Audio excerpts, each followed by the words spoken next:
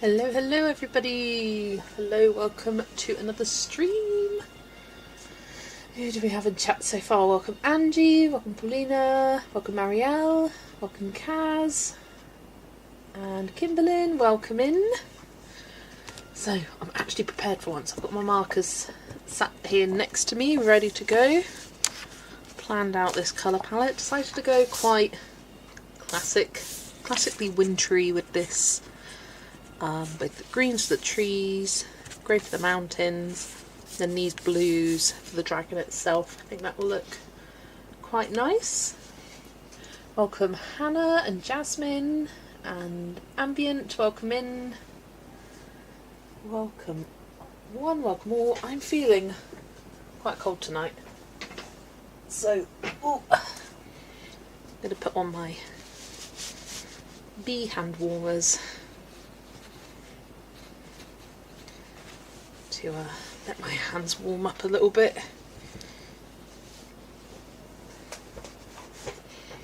Right, I think I'm just going to get straight into it today.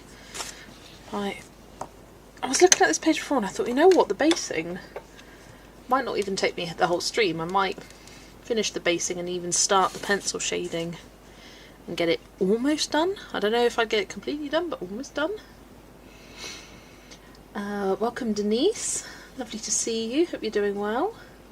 Hope everyone is doing well. Thanks for the streaming schedule. I printed it out, the one you have the link to in your description. It's been a while, no worries. Yeah, that is thanks to the lovely Kimberlyn. She updates the stream schedule, and if there's any changes then she'll add it to that as well. Right, I'm going to start with G9. These little leaves down here.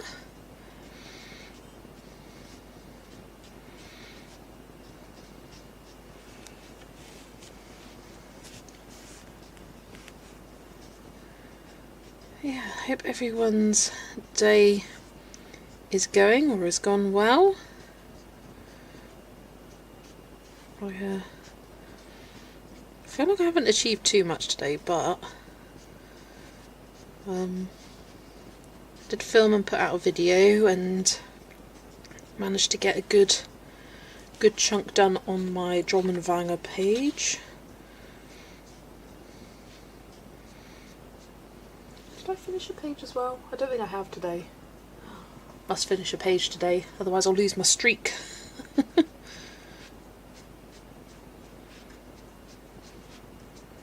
Well, there's a fair chance I could get this one done in today's stream.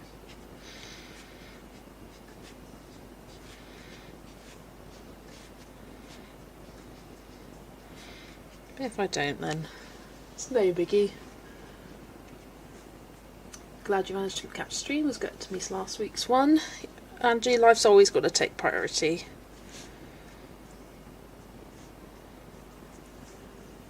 Today I've completed a small butterfly themed colouring book and still colouring now. Nice, lovely. Hi Laurie and hi to Sarah. Welcome in both of you.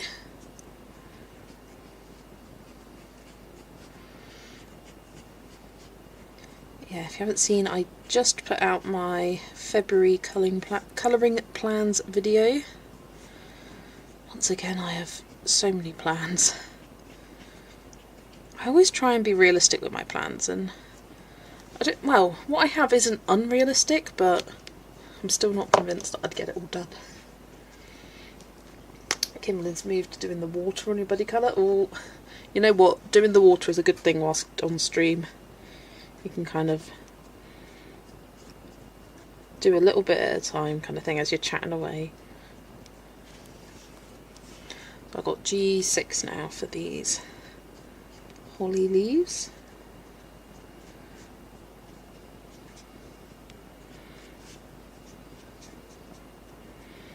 Struggling to keep within the lines. Not necessarily because of the bleed through, just because I'm being a bit messy. Hi Vera and hi Laura. Did I say hi Laura already? I might have, but I've said it again.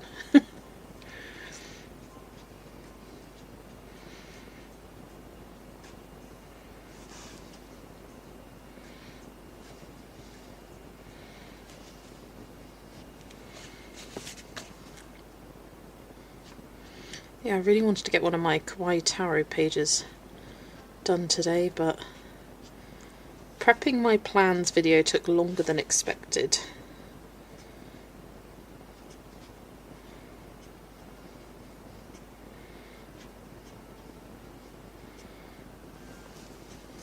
Hi Nikki, you're lurking and colouring. What are you colouring tonight, Nikki?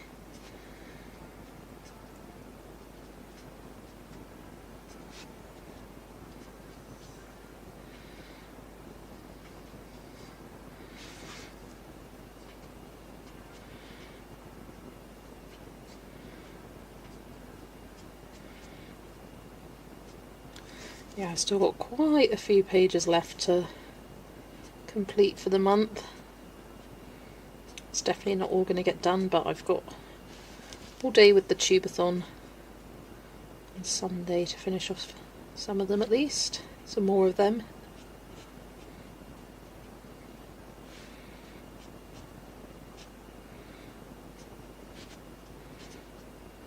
I mean, most of them are just pencil shading. I mean, actually, looking at... I'll show you what I was working on earlier. Earlier today. I could probably finish this one off. Because I've done all the pencil shading now. And it's just all the metallic details. So I've added this kind of blue, shiny colour to the snowflakes, which looks awesome. And then I want to do silver accents on her dress. Some like light white metallic paint for the snow. I kind of want to outline the snowflakes, so yeah, it's these finishing details that do take a little bit of time, or more time than you expect. Yeah, that's kind of what I've been working on today. I love how shiny it is. And I got the border as well to colour. Yeah, it's mainly just the metallic details now.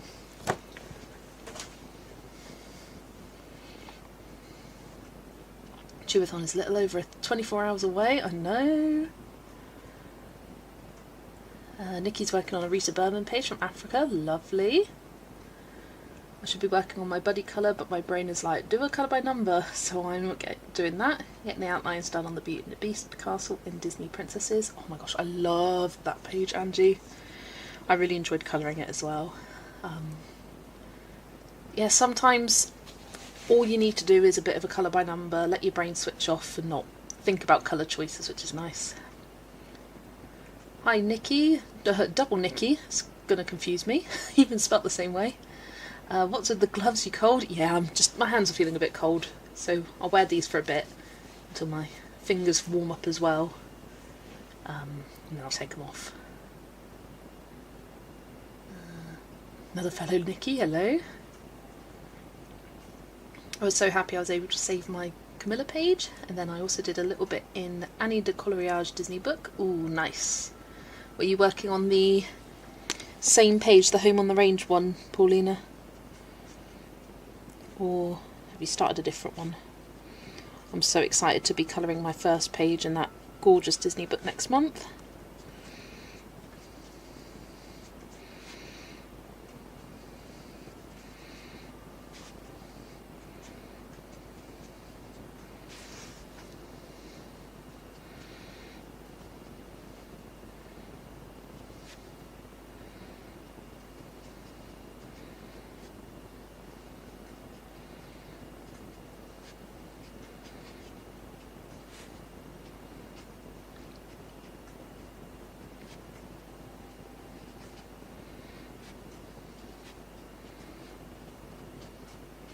These leaves are fiddly.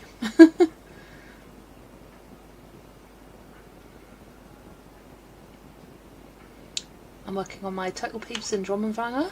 Already filmed my complete pages and plans video. This is one of my project books for Q1, so just doing a little more in here. Nice, Vera.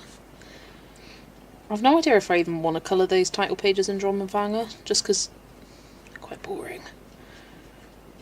They're just like patterny details.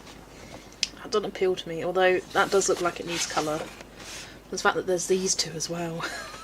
Just a lot of the same. Yeah. Doesn't excite me, that. You worked on the Home on the Range on the bison fella. Nice, Paulina. Nice to. It will be great to see how much you've done in your completed pages. Getting to that time of the month now where there's lots of content out. I always love watching people's plans and then their completed pages.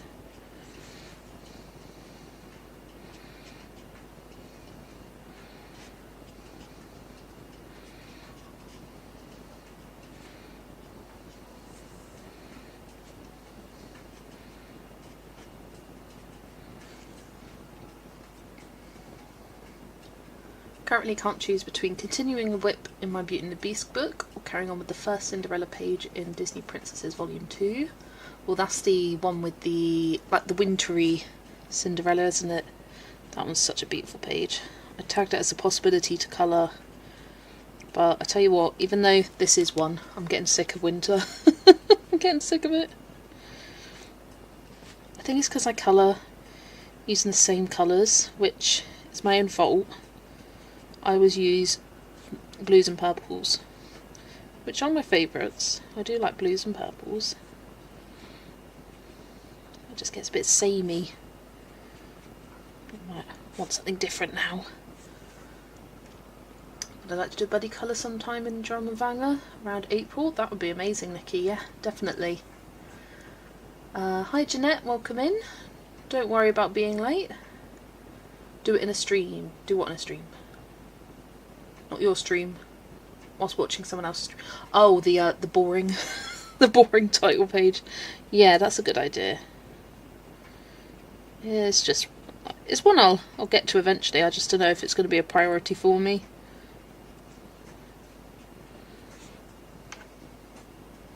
Love your bee hand warmers, thank you. They are doing the job nicely.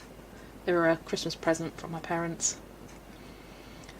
Amanda's here only for a bit before work. Welcome in, Amanda.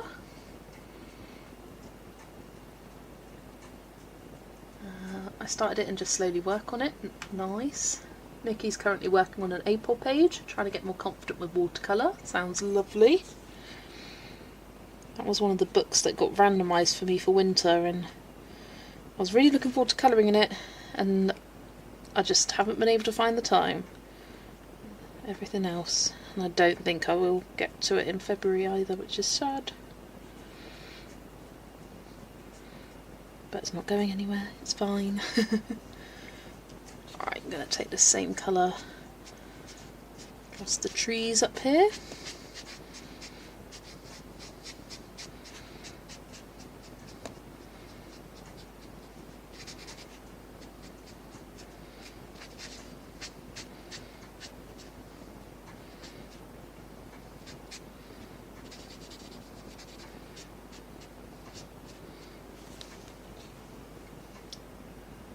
Seen Asda is selling through the Disney Colour by Numbers. Ooh, I haven't seen that. To be fair, I don't really shop in Asda, but nice. Yeah, they are slowly starting to come out with English editions of the Disney Colour by Number books. I'll tell you what I did find the other day, guys. Oh my gosh, I need to share this with you. I was browsing Lyrica, as I often do.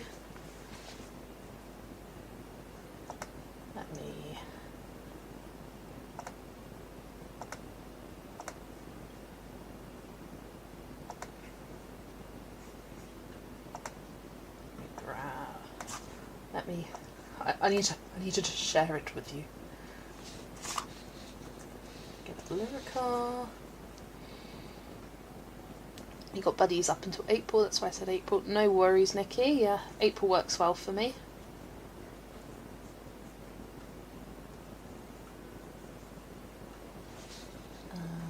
Disney Coloriage.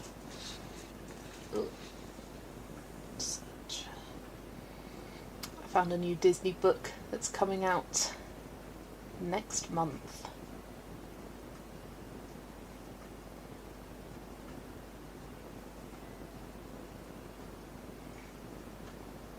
I've got pictures there. Oh, and I will also show you the Grand Classiques Tome 13. They've put their preview pictures up now as well.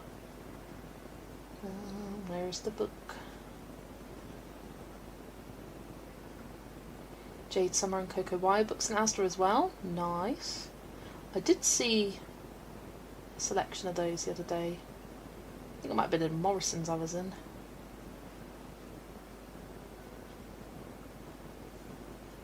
Here it is.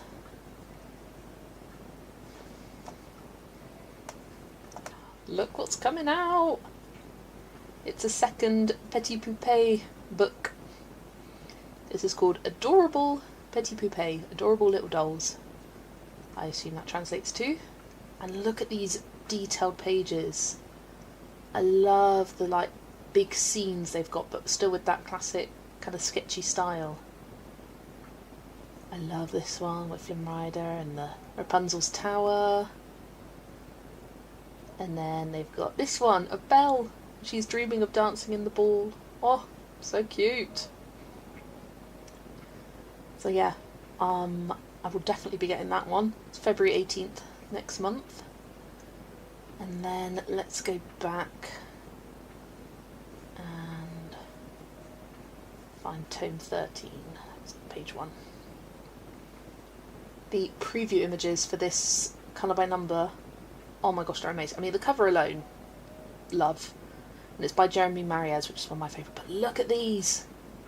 Just look at them. So bright and colourful. I really love this new kind of art style direction they're going with the colour by numbers. The kind of more bright and bold look to them. A bit more detailed. Often they're not just scenes from the movie like this one is, but a lot of them are kind of curated specifically for the books. But wow, I love this Rapunzel one. It's like the poster. I just love the composition of these images. Look at that Sword in the Stone one, that is epic. So yeah, this is definitely, it already was on my to buy list, but this is now definitely. I love this one with all the 7 dwarfs on their horses. So cute. And another one with multiple princesses in, like they have in Princesses Tome 2. Yeah, this book's got a lot of double page spreads, which is always a plus for me. I love the double pages. So yeah, that's everything that I have to share with you. I cannot wait for both of those books. Tome 13 is March someone.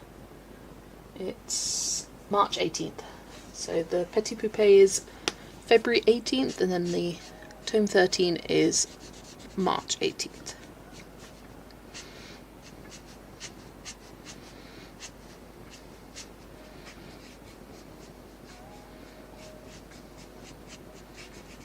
Found a couple others that I'm like vaguely interested in. They don't have covers yet for though. There's one called Little Heroes, colour by number. So I'm like, ooh, what's that going to be? And then there's another one, I think it's in the large square format, something about animals. Not going to help your no buy for 2026. Yeah. They are two such amazing books. Really want this dragon, but haven't got it yet. Yeah, you can also find this one. I bought this from Lyrica shortly after it came out. It's such a good book.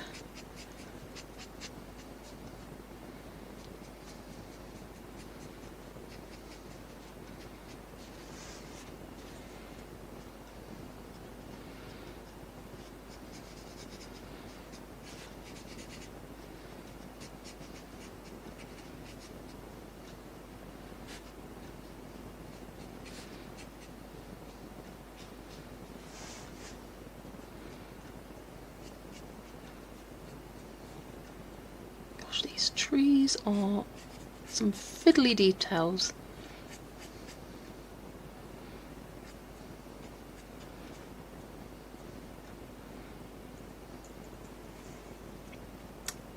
Hi Rebecca, welcome in.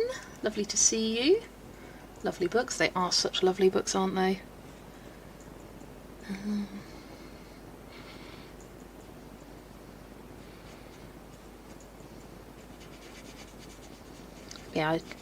If you haven't seen my plans video yet, which I assume is most people, because It's not been long out.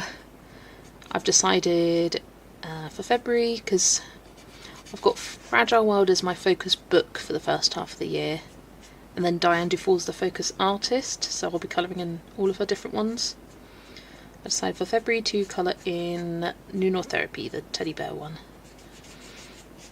I initially was going to do Dragons du Monde, and do one of the Arctic mermaids, and I decided no, I don't want to anymore.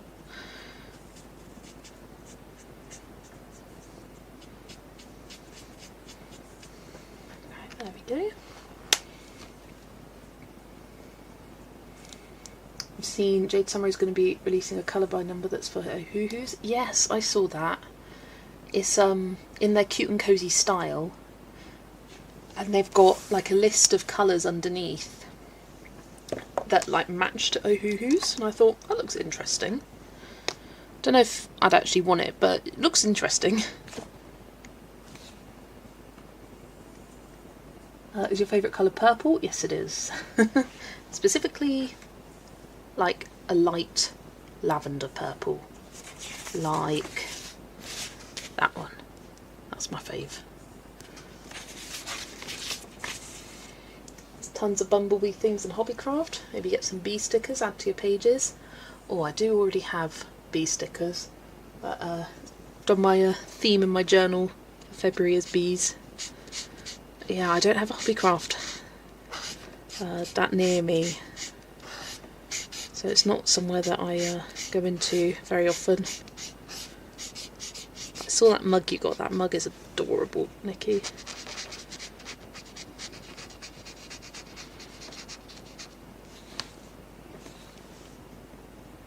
Cute gloves, thank you. They are doing the job. Doing the job.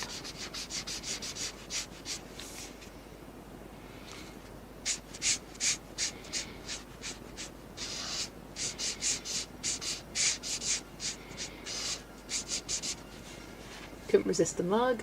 Keep seeing bees on lots of pages now. It's one of those things that once you look out for it, you see them everywhere. They are just a classic thing to just pop up in the corner of something.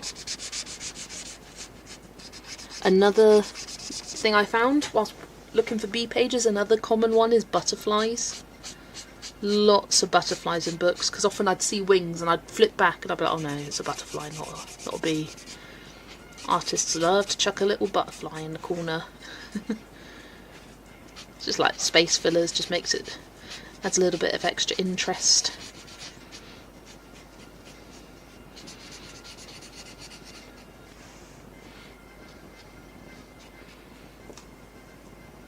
Your favourite colour as well. Looking forward to seeing it on Sunday's colour-a-thon. Yes, I am very much looking forward to that.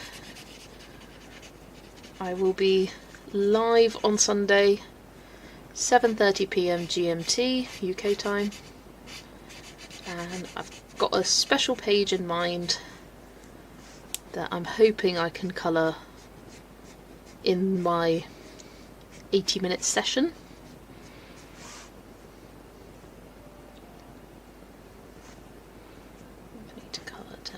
Here.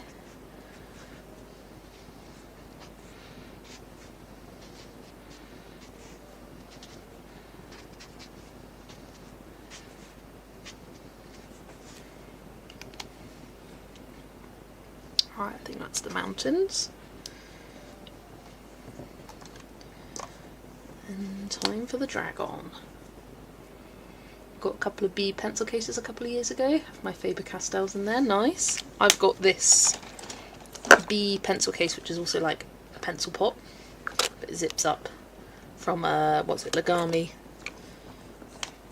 So that sits on my desk, and it's good for travelling as well. My favourite colour is orange, like bright tangerine hue. Ooh, orange it's not my colour, but good. Good for you.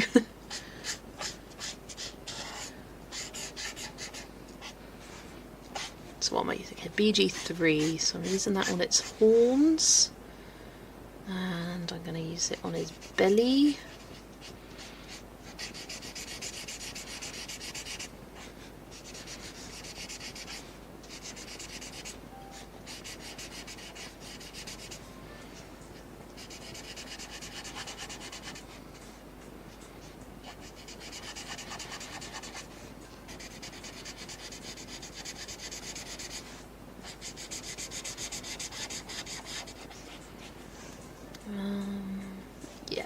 on its claws as well.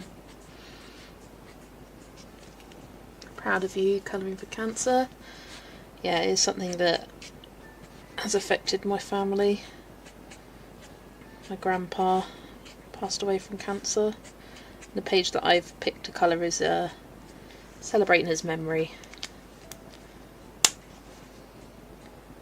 Thinking of doing her outfit in this light blue colour as well. Hi Shaluna, Rochelle isn't it? Yeah. Welcome in to the Tubeathon. I was going to see how many Petit Poupée bookmarks I can colour. Ooh, that's a fun challenge, Nikki. I still have in the back of my mind that I want to do a how many bookmarks can I colour in one day challenge video. And it's just finding the time, finding a day. Maybe March? No, definitely not February. I'm too busy in February with other things.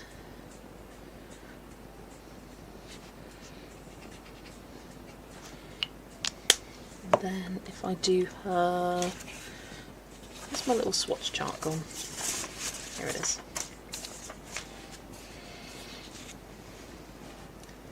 Hiya Rach, welcome. Your brother's a cancer survivor and you've lost an auntie and your grandpa. Yeah, it is something that really does affect everyone in some way, shape or form. So I feel very, very proud to be a part of the Tubeathon.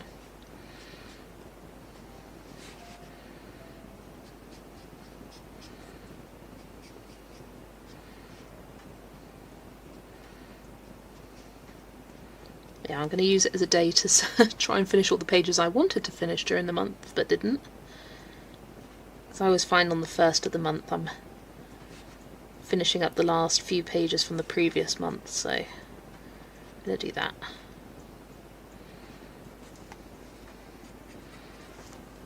Okay. Yeah, let's give it blue boots as well.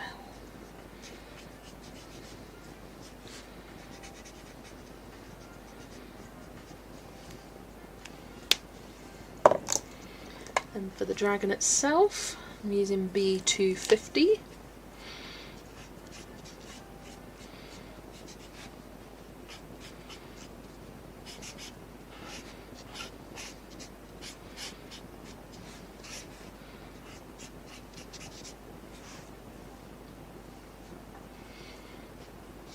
Nikki's beaten cancer. That is amazing news, Nikki.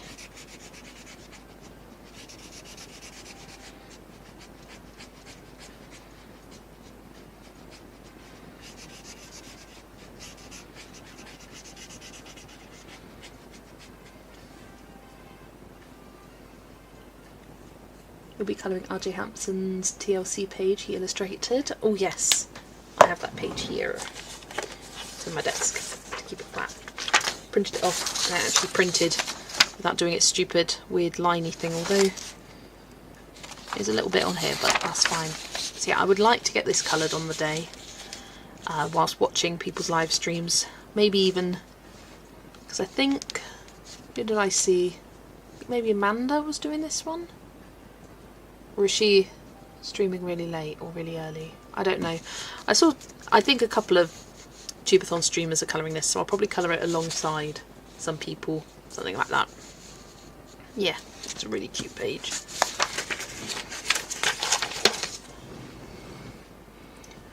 You would have had your body colour finished last week, but my heart decided it needed to throw a fit, and my own cardiologist is off on leave, so waiting on an urgent appointment with who's covering her.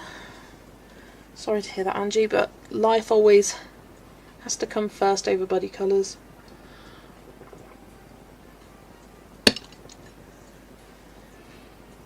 My mum and all her siblings have had spots removed due to skin cancer, and a cousin on the same side had breast cancer, and another cousin had leukemia. Oh my gosh, Kimberlyn, that is a lot for your family.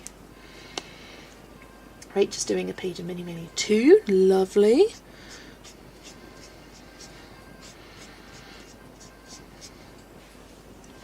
Health over colouring, exactly. I've lost a lot of family to cancer, but most recently I just lost my sister-in-law just over a year ago. So I'm so sorry to hear that, Sarah.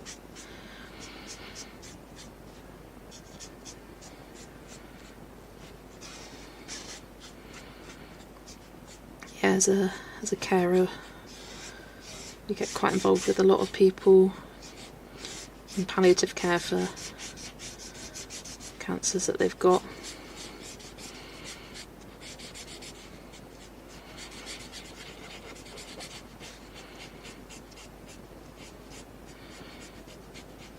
It is horrible to see, but it is a real privilege to care for people during their last days, even hours of their life. It's a real privilege.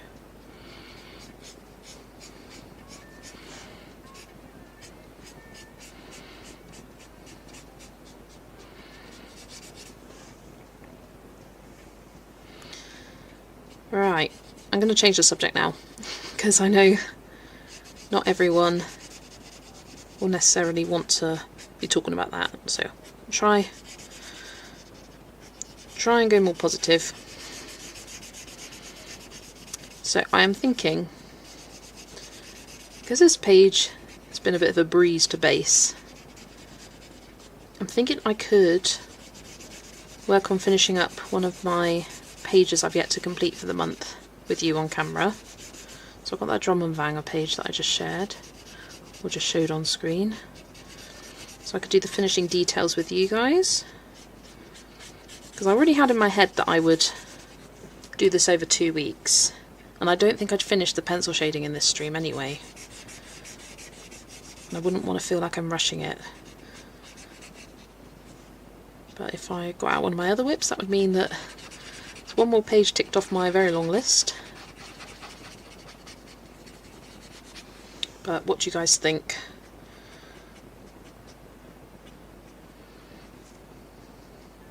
We'll still obviously be finishing this off. Hi Dana, welcome in. I'm sad now, but I'm going to find a ball to talk about in my stream.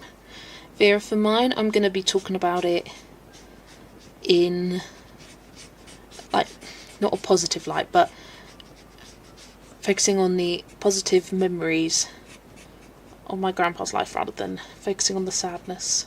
That's how I'm choosing to talk about it on the day.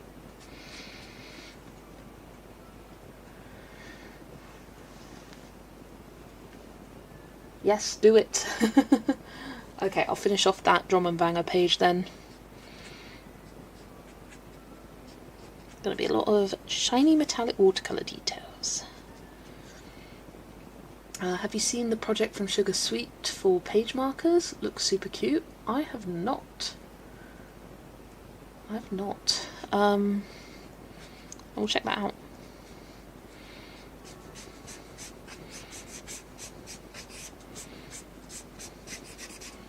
Hi Tara, welcome in. Lovely to see you. Beating heart failure into submission. Good for you, Jeanette. You've got a ton of whips. Yeah, I've got a few still to finish. And I'm not allowing myself to get stressed. If I finish it tomorrow, I'll finish it tomorrow. If I don't, I don't. It's fine. I think because I've got so many still left to do, I'm not even worried about not finishing them all, because I just know it's not going to happen. I posted my first B double page today. Oh, Catherine, that B page was insane. Like, what a page to start with. The most, like, epic B double page spread from Flights of Fancy. You're colouring in public to raise awareness through February. I absolutely love that kind of, what's the word I'm looking for? Like, initiative you've started, Catherine. It's hashtag colouring in and out. Colouring in, colouring out. So colouring both in your house and outside your house. Did anyone see the new Mythographic Artist Vault? Candice did a plea for international buddies. Yes, I did see that. I saw Candice's flip through. Oh, I could go on a rant and a rave about that book. Why do publishers insist on doing not only country exclusive books, but shop specific books? Like, what? Honestly, don't know where January went. It's a 31-day month, and it seems like it was only about 20. I think the first half of the month went slowly. Like, up until day 15, I was like, feels like I've got loads of the month left. And then, literally, as soon as we hit the 15th of January, it's been like, where's the time going?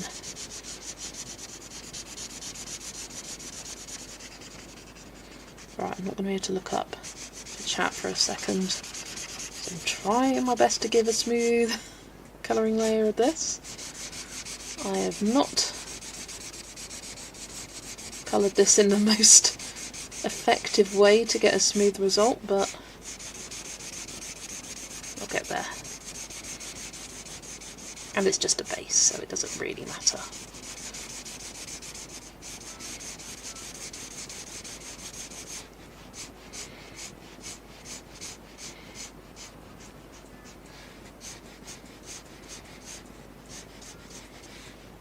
There we go, that will do.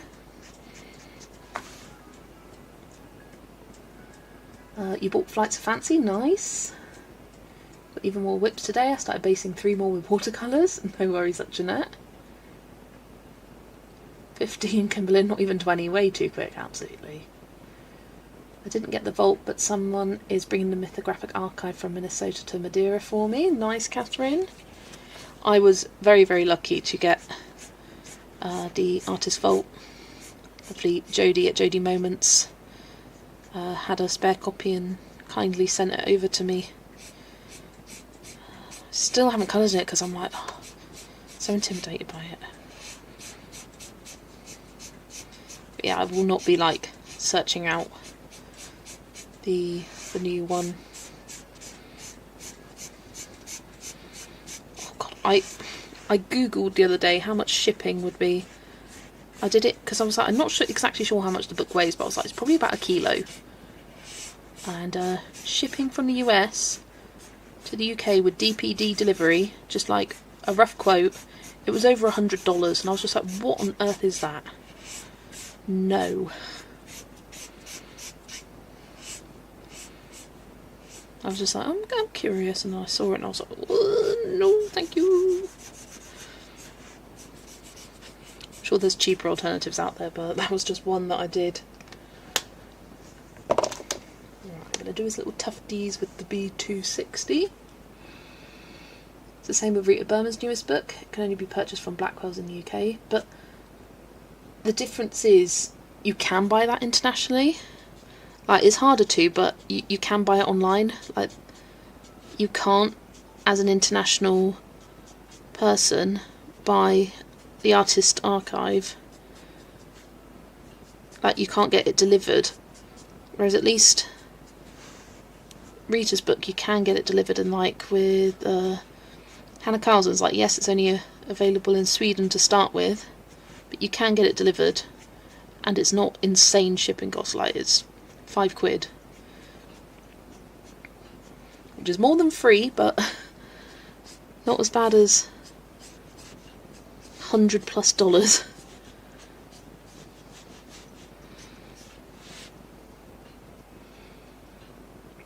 Photocopied the images onto Nina cardstock. You saw USPS. I think I'm just trying to add too many letters in that. For $50. Ridiculous, Rebecca, isn't it? I want to put the collab next month, but by the time I get it, it's almost going to be over. I don't like it enough to pay $17 and wait 10 to 15 business days for a colour along in February. Yeah, unfortunately, that is annoying. Hiya, Colorido Typico, welcome in. I was going to get the Wildegorn book for my birthday, but my boyfriend found out the shipping costs of €15 and was like, nope. I mean, 15 isn't that bad compared to other shipping prices. But it's already an expensive book, so that's fair enough. Yeah, same with Clara Markova's, such expensive books to buy. And even more expensive to ship. Sarah's working on one of the Valentine pages in Flights of Fancy. It's going so quickly. I think I'm going to do the Kiki's delivery service page next. Nice. who illustrated Flights of Fancy. That was Camilla de Erico. Hi Anna, user Calm, welcome in. I am doing well, thank you.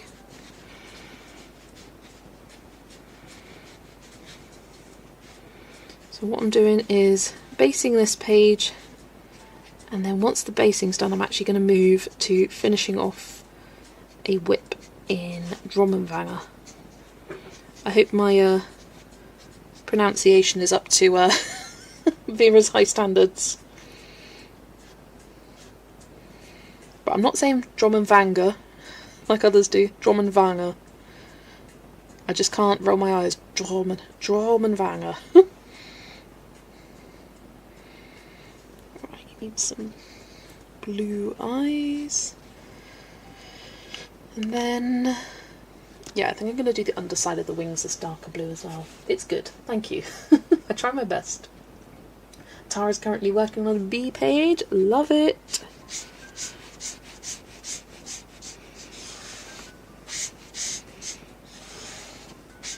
Although I was very upset to hear that you find the bees freaky in Camilla de Erico's books. I find them so cute. They're so fluffy.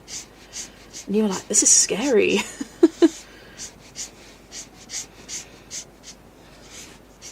feel like we like the opposite part of the book of Flights of Fancy. You like the first half with all the birds and whatnot, and I like the second half with all the bees.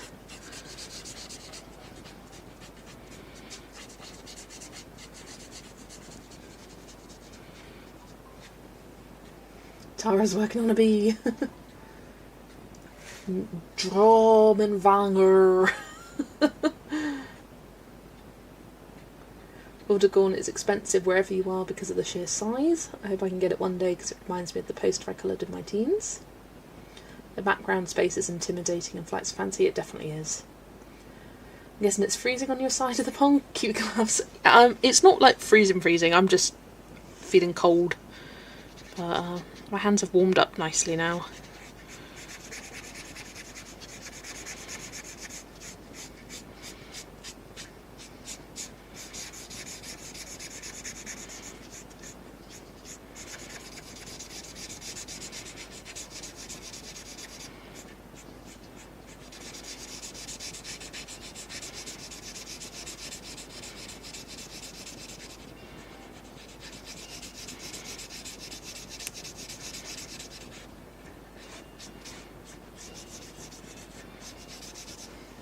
Go.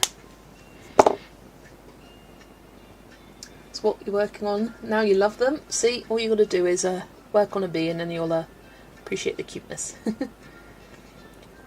Are you taking part in the Tubathon, Jess? Can't remember if I saw your name on the list over on Geordie's channel. Yes I am, Rach. I am doing 7:30 PM GMT.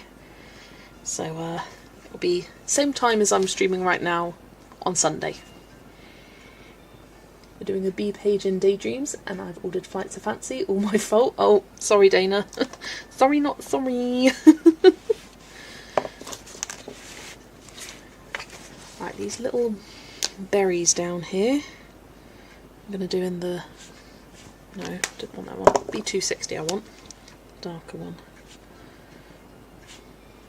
Because, yes, they look like holly berries, but they're blueberries to me. Just fits with the theme. I feel like it would look a bit strange if just that was red.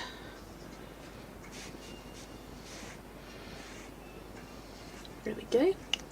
Got up to a balmy 11 degrees F today, or minus 11 Celsius. Ooh, horrific.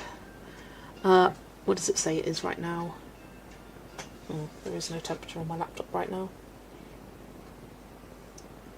Let's load it up. Are you going to show me? No? I think it was like 7 degrees today, which isn't crazy. But I just get cold. Right, what am I doing now? I'm going to use BG3 to colour this snow/ice. Just colour over it all.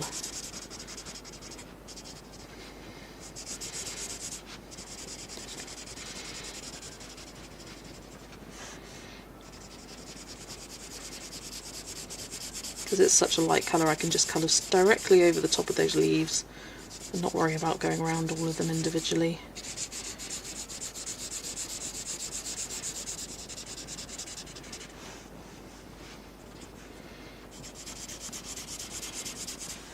There we go.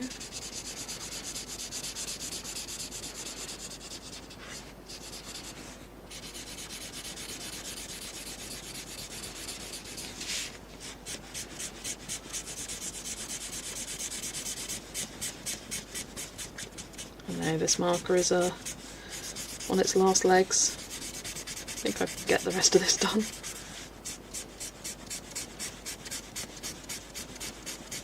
I'm losing its juiciness. Luckily with a light toned marker you can't see the patchiness as badly. There we go, nice and easy. Colour for the sky, what do you guys think?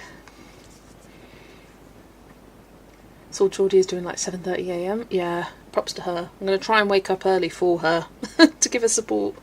Like, if she's up and streaming, I should be up and at least watching her. It's like I can get up early. I get up early for work, 6 AM.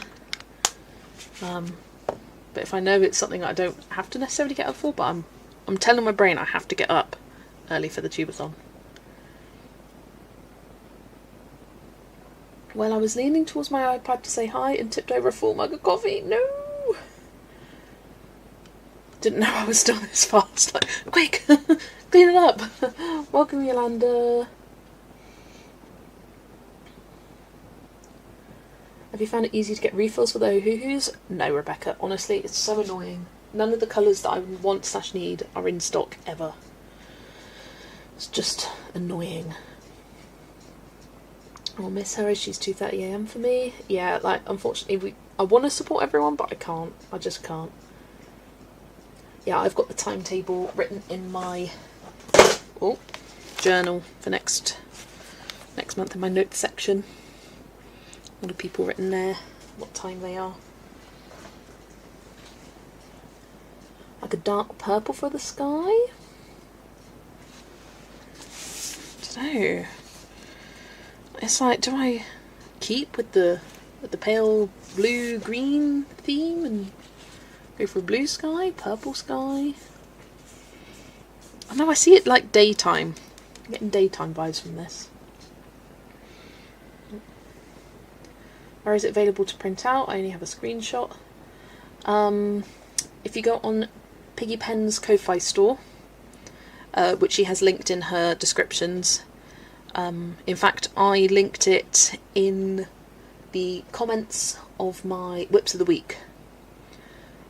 So there you can download the graphic of it and do it there. Orange to yellow? Ooh, orange to yellow. You know what I was thinking? Like a sunrise look. So like yellow at the top to like blue to yellow. And there's a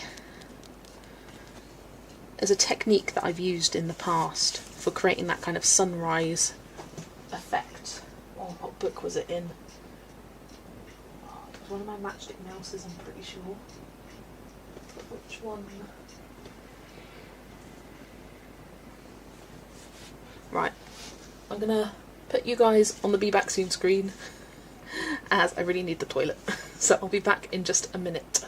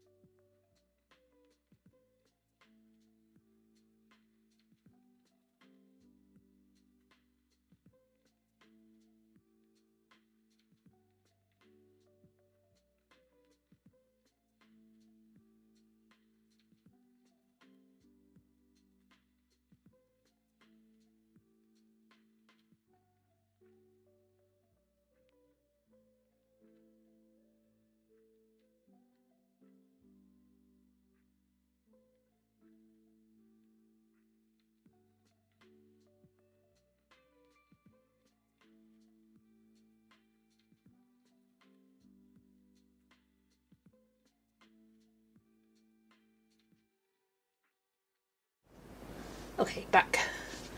So, as I went to the toilet, I was searching for a sunrise background on my phone. So I want to do something like this, with the yellow to kind of whitish to blue at the top. And I remembered what book it was. Matchstick Mouse Adventure. I did a sunrise sky in the background here. And you just base with a light yellow marker. You can see no blue in that sky there, the base. And then you take the blue pencil over the top and blend it into the yellow. So it's really simple to do. So yeah, I can definitely show you guys how I approach it anyway. I just need to grab a light yellow marker.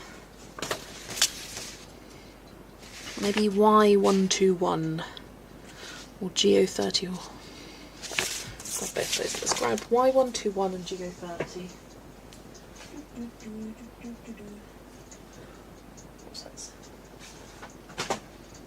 121 and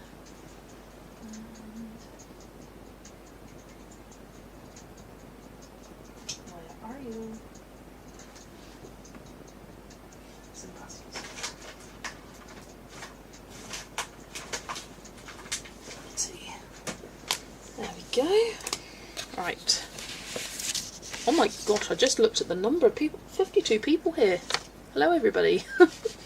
Wow. It's always quite shocking when it gets over 50. That's one option. Wrong side.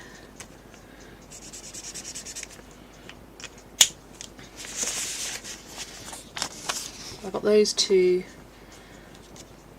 This one's got a bit of a green tinge to it, whereas this one's more creamish. I think the more creamy colour for this. 33 now. Oh. You know what, whenever I comment on how many people I've got, a couple of people always drop out. They're like, oh, you're impressed with how many you got? Bye then, because I'm now down to 50.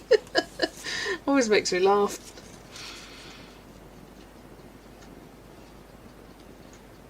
Yeah, I think I will do that one. Hello, our lurking friends. Yes, exactly. We don't bite unless you ask. Who's asking? Bella Swan, that's who's asking to be bitten. Right, so Y121.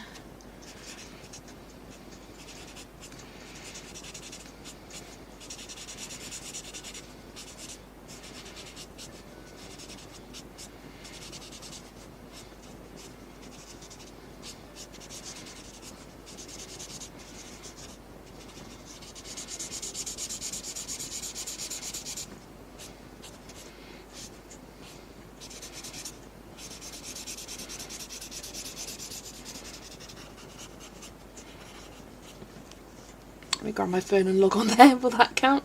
It would count, yeah, but you really don't need to do that.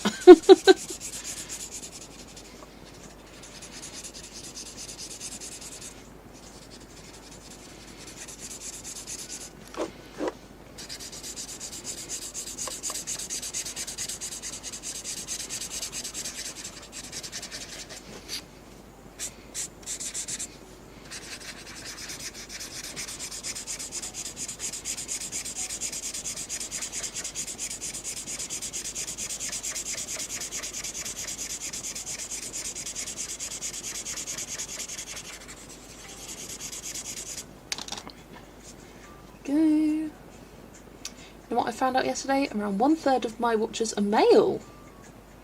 Wow. I think for me it's like less than 10%. I want to find out now. That's quite a high percentage actually, Vera. I feel like not many men are around. Any men watching? Shout out to you. 3%. 3% are male, 97% female. Yeah. And I wonder if you guys can guess what age range is the most popular. So we got 13 to 17, 18 to 24, 25 to 34, 35 to 44, 45 to 54, 55 to 64, 65 plus. What's the most common age range, do you reckon? For my channel, at least. I was actually thinking about male colourists. I'm glad you have male viewers. I know a few male colourists, including my boyfriend, but he's shy. Yeah, I know a couple, but yeah, not many. Not many. Always pick-ups and drop-ups in the life of a mum. Got to take your daughter to a birthday party. Having to hop back on after I drop her off. See you soon, Sarah. Take care. Hello from my phone. Hello, Jeanette. Jeanette times 2. Yeah, everyone is welcome, but boys, where are you? Literally. I've no mouth. Yeah, 3%, Yolanda, 3%. I don't look like a model, so that won't be the reason. Could be. Do you think that's got something to do with the time you stream? I have no idea.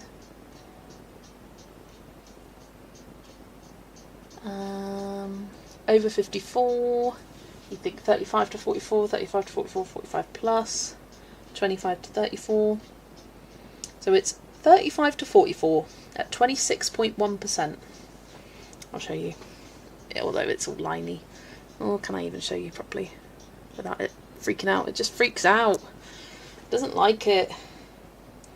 So, none from 13 to 17. Good, because this is the channel just for adults. 3.1%, 18 to 24. 18.6%, 25 to 34. 26.1%, 35 to 44, 22%, 45 to 54, 19.2%, 55 to 64, and 11% over 65. So to be honest, from 25 to 64 it's pretty even. Pretty even. My age is given away by my name. I mean, 1972 could mean anything, Rach. It could mean anything. I mean, I find it interesting when your viewers don't match your own age range, like, because I'm 26 and soon to be 27 in, well, a couple of weeks' time now. But, yeah, so I'm in the 25 to 34 range, and that's the third least, third lowest age range.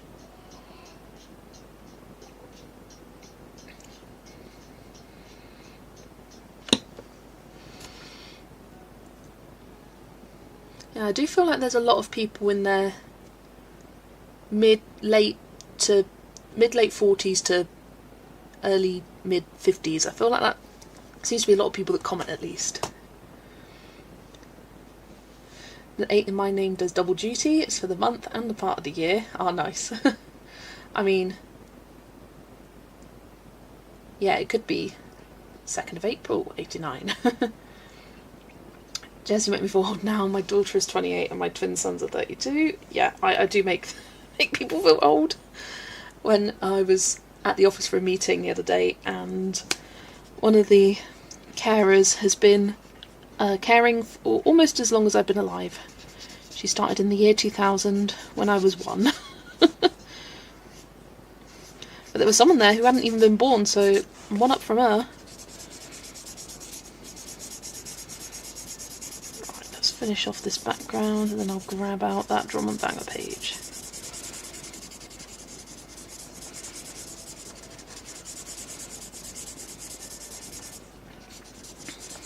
Yeah, I do admit in the colouring community I am a bit of a baby.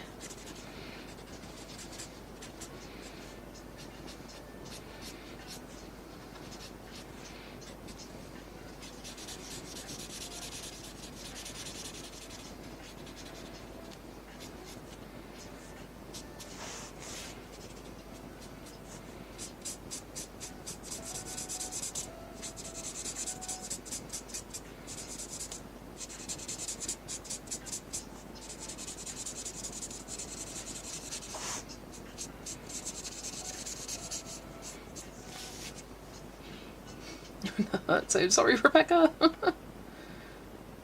Damn, I was doing high school essays when you were being toilet trained. Yes. Now same in my life of a working mum, but it's got easy as my daughter's in college. It's a lot of streams due to work, like I'll make Foxy Colourist this afternoon.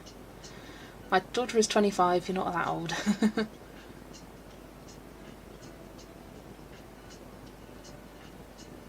Hey, I mean, I feel like if there's one thing that this shows, like seeing the age ranges, that colouring really is for all ages. It really is. For children, up to adults, up to the retired, like, it's for everyone. And I hope that I'm still colouring at age 75. I hope so. Who knows? Who knows where life will take me. But I ain't slowing down yet. Right. That is the page all based, although I need to do a skin. Let's grab something easy next to me. EO20.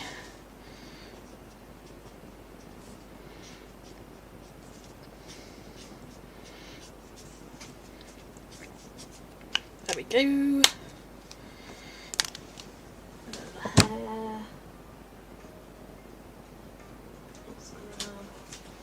This one, YR148.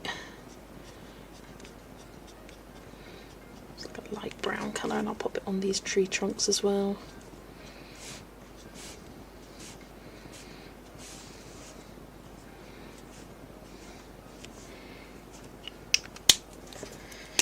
And the last thing I want to do is just add the same Y121 colour to the bottommost edge of the clouds.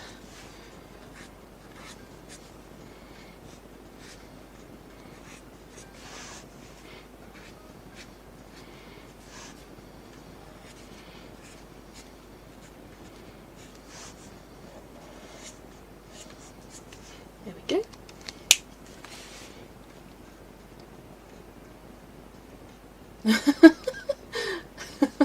I read Vera's comment first, and then I went back up and read Rebecca's. So, and adults with mental age of a child, lol. We're not sure what you're talking about. If you don't mind, I will go and colour in my fort blanket now. Lovely. My mum is a care home now, and I colour with her on a Sunday afternoon. She's 86. That's lovely. Oh, Angie, so we are 10 years apart. Dog walking time, take care, Kaz. Wrap up warm. We are all just big kids. My mum is 93, colouring and doing simple jigsaw are really pastimes now. That's so lovely. Right.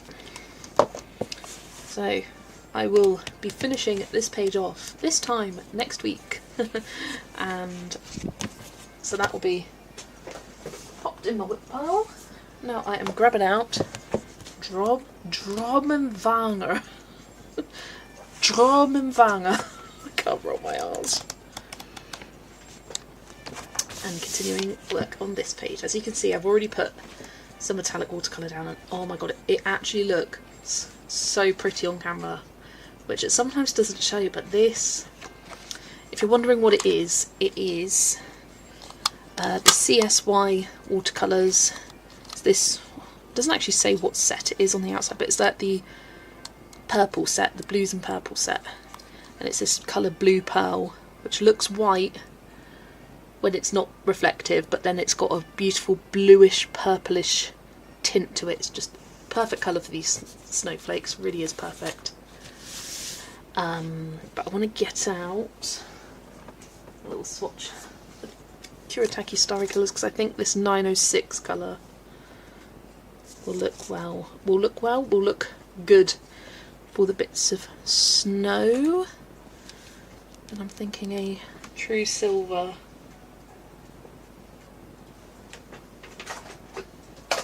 But I've just lost my swatch chart. I've lost my swatch chart for this. But I'm going to use this silver from the Antec metallic watercolour set. At least I think I am. Put some swatches out on a bit of paper and see how it looks. Right. That's my bit of paper. There's my paintbrush.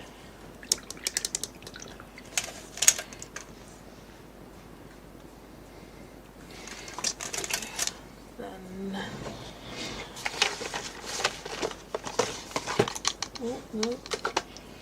There's my gold set. I thought it was in that drawer, but it's not.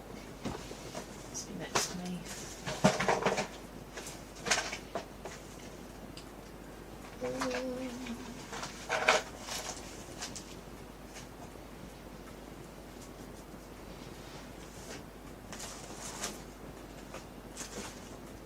There it is.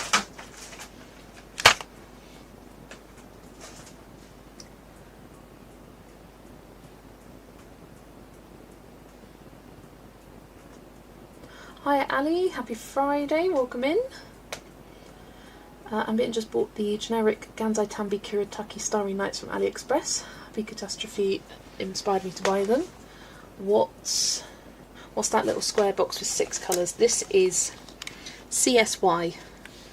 Don't know if you can see. CSY metallic paints. You can get them from Amazon. So I have this purple and blue set, and I also have this pink set, and they are perfect additional colours to add to this Antec metallic watercolours.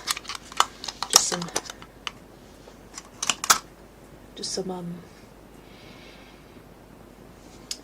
some more unique colours that I don't have.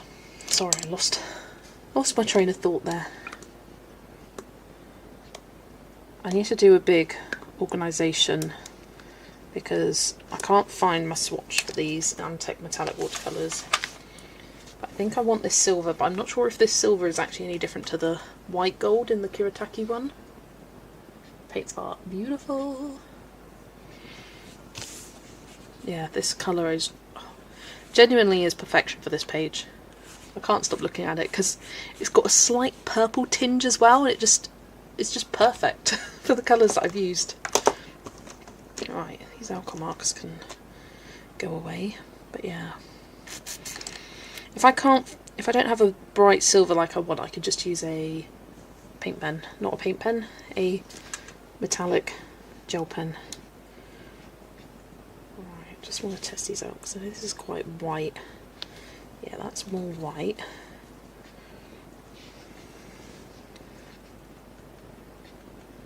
And what's the Antec one like? Is it the same? Yeah, it's pretty much the same. I prefer the Kiritaki one, so I'll use that. So that's going to go on all the snow that we've got dotted around.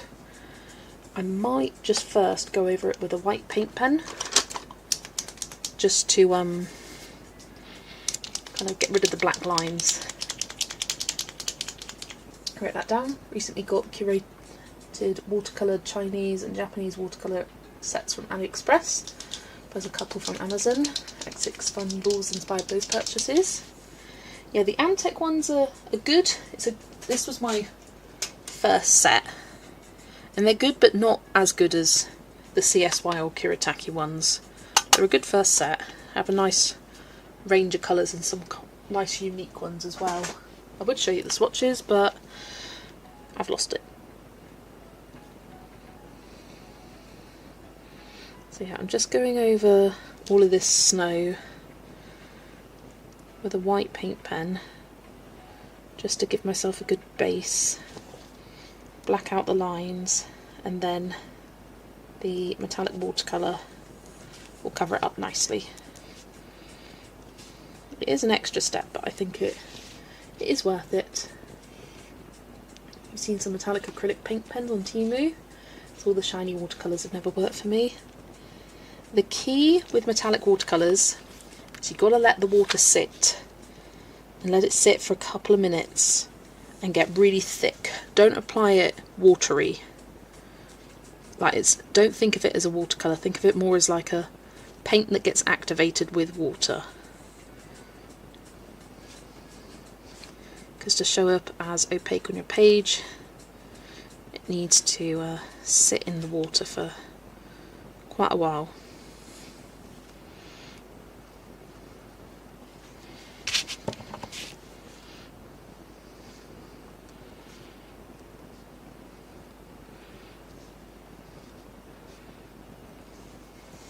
Got a few CSY ones. They are expensive but worth it.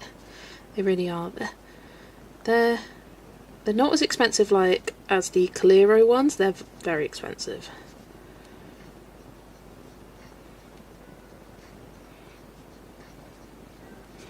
Yeah, I was interested in the like light pinks and purples because I didn't really have anything like that. So that's why I added those two first. I say I did, I was very kindly gifted both of those. But they were on my wish list.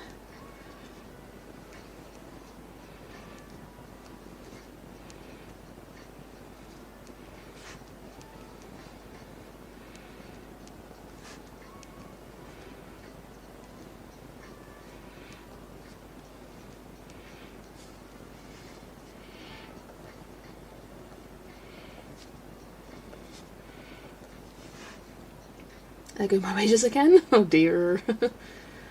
Good tip, because I used my metallic paints for the first time yesterday, and yes, I had them too watery. Yeah, I will show you the consistency it should have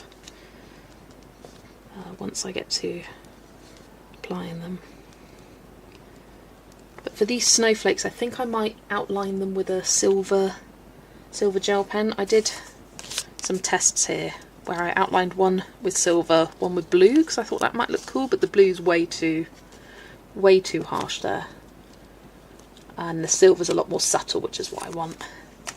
Just to mask the black lines and make them stand out a bit better.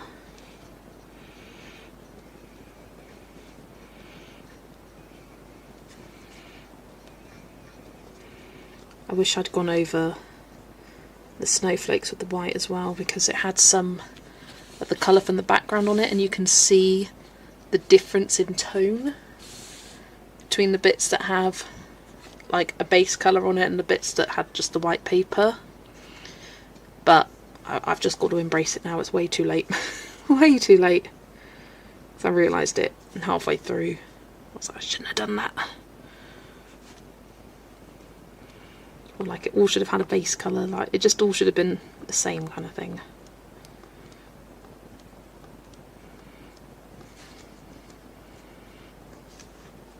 I have to go, work tomorrow, we'll hopefully see you on Sunday in as many streams as possible. Yes, I will see you there, Vera. Yeah, I will definitely see you, or hopefully see you at your stream, and then it'll be yours right after. So take care, sleep well, slap lekker.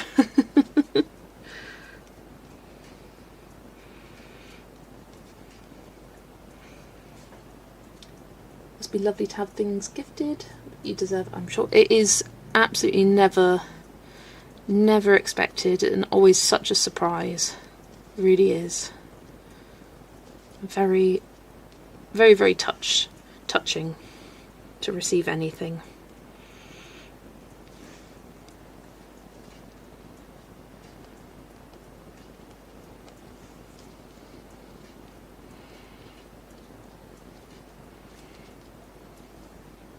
Agreed, good tip. I'm really looking forward to this weekend so I can swatch my new watercolour sets. Which metallic acrylic paint pens I'm interested. I very much recommend the Super Golden markers. They are the best shiny metallic paint pens or the best shiny medium that I have. Where's my swatch book?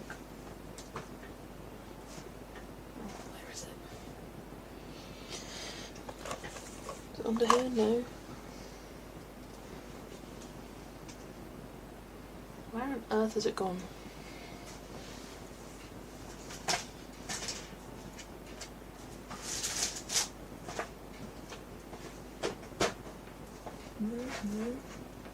Where is it?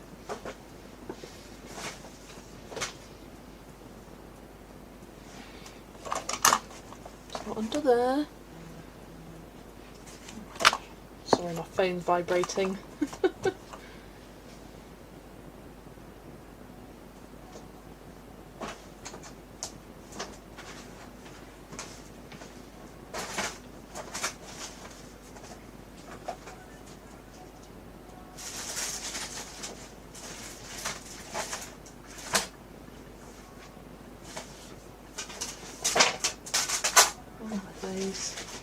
This is why I need to tidy up. I can't find anything. There it is.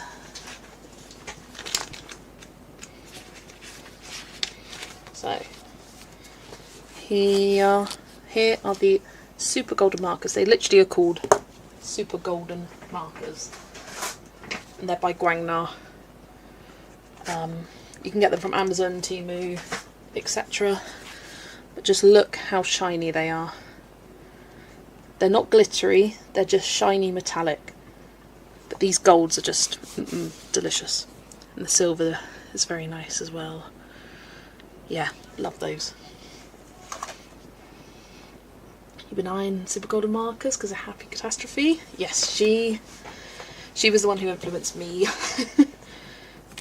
With the amount that she uses and loves them. Yeah, I use those super golden markers a lot, especially in the 50 Mythical Miniatures book. All of those shiny metallic backgrounds were using them. They're really good and opaque. In just one coat, you don't have to do two.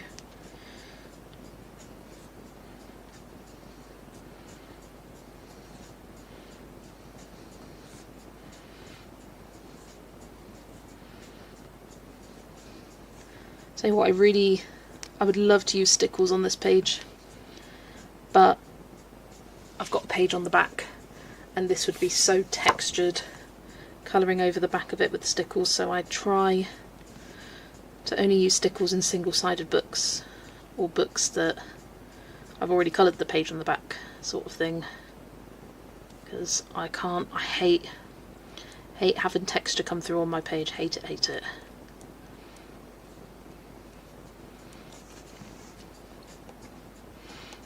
Because I got a few new colours. Found some on Vinted, so I've swatched them out on a little bit of paper now. Look how pretty! So yeah, I just recently got Diamond and Crystal. So I got this more kind of yellowy, bluey one. Yellowy, orangey, green, bluey one. And then Crystal is more of a green one where if it's on white it looks quite pinkish. I already have those three. Stardust is just the pure rainbow one. But yeah, I just swatched it by itself and then on the black as well. Are they strong smelling? They don't smell at all. I would grab one and sniff it, but no, they don't smell. I don't need to sniff it, they don't smell. They might have like a slight like paint smell, but that's it. I've seen Langway have done metallic markers, but I'm like, I don't need them. I have the 18 super golden ones. Yeah, I'm thinking of getting, when mine start to run out, I want to get the 18 set of super golden markers, just for more colour options. Don't even know what additional colours come in them. But something I often want is a black super golden marker. I don't know if that comes in the 18. If you can help me out there. You bought some stickles recently too, because I was buying a bunch of Prism Glimmer Mists as they were only £1 each. Oh, nice. Where was that from, Amy? Was that Hunky Dory? That's where I got my Prism Mist. This gold. Could do with a silver one, to be honest. Haven't used it in a while.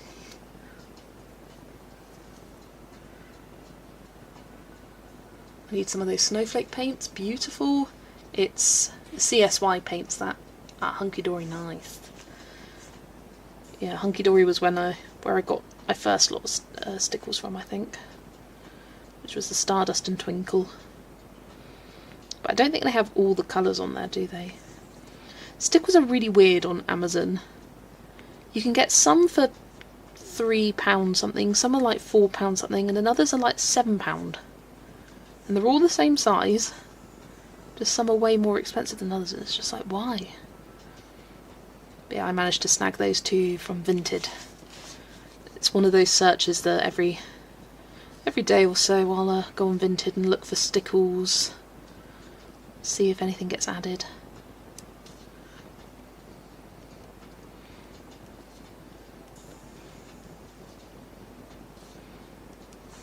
yeah, I got both of those together for the price that one would have costed on Amazon. A nice little bargain there. No black. Oh. There's a dark grey called Ash Silver, but I haven't used it, so I don't know how dark it is. Oh. That probably would scratch my itch. Just sometimes I'm like, oh, I want a black metallic, because it would look cool.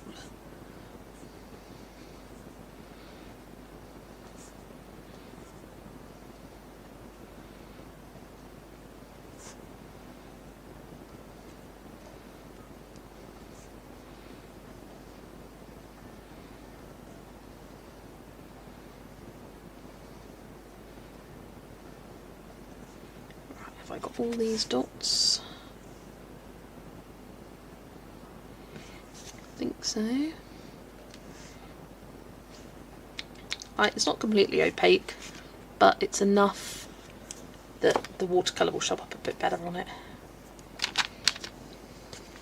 They're on sale for £1. Let me just Google Hunky Dory to check up, because I was on Hunky Dory to get a bunch of glaze pens. It was the only place I could find glaze pens, and then I got some other bits. Prism.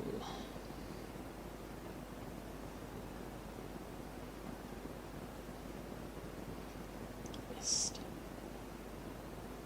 Nice, they're all £1. Not that I didn't trust you, but it's like seeing it. Yeah, silver dollar. Ooh, bronze penny. Okay, I think I might be getting a few more of those. Wonder if they still have the glaze pens.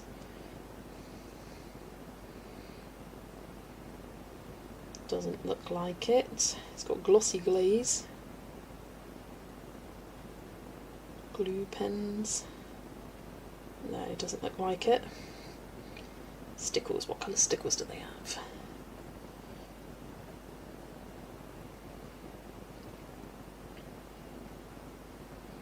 Well, they got Icicle, which is one of the ones I'm missing.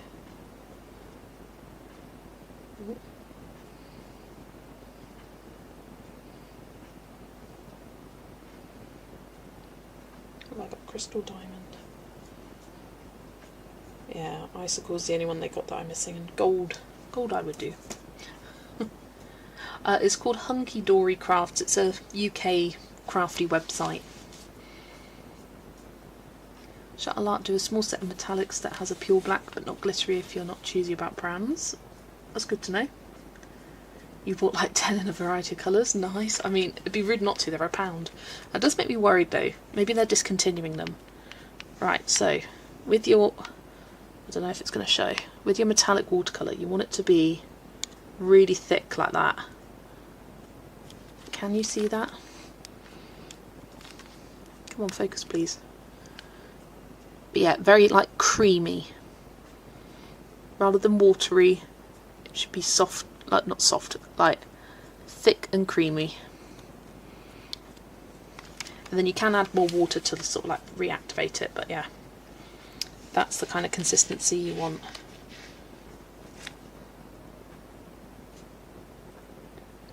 And I'm just going to dot it. All these bits of snow.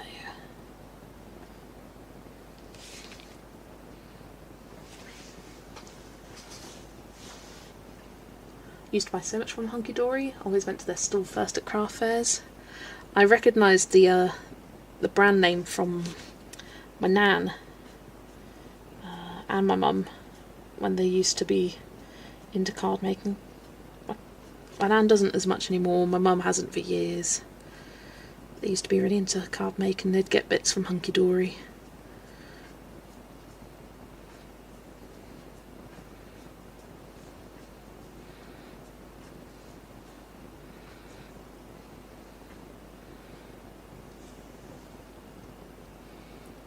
Oh, my no-buy.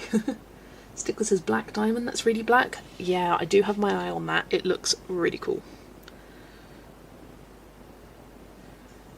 I think it was one of Amy Wardart's pages. I think she said she used like a whole bottle of black stickles. And all I could think of was that must be one of the most expensive coloured pages in your collection. because stickles aren't cheap if you're using a whole ass bottle on a page. But yeah, it was a really cool background, just a whole bunch of black stickles.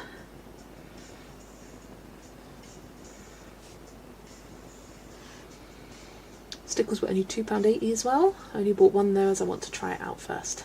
I mean, they're great. They are great. Which one did you buy, Amy? Because I'd recommend anyone to start with Stardust. That's what I started with. Just rainbow glitter, that one is. But yeah, now I want all the clear ones. So they each have like different iridescent or glitter colours within them. For all those different effects.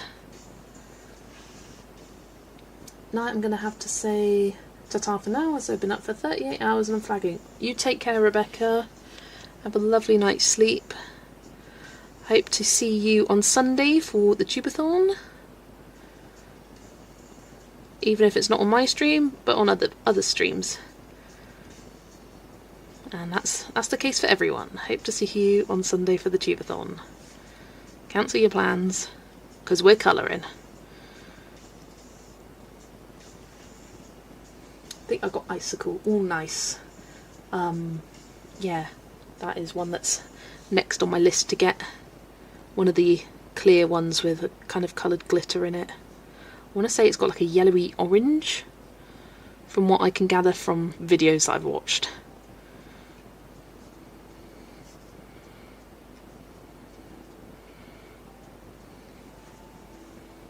I have lots of Stardust, it lasts many years, that's good to know.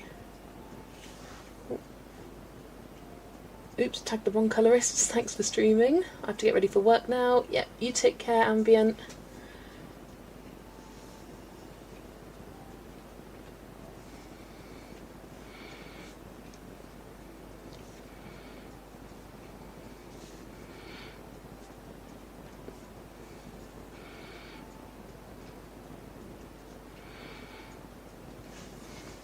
Let's have a drink.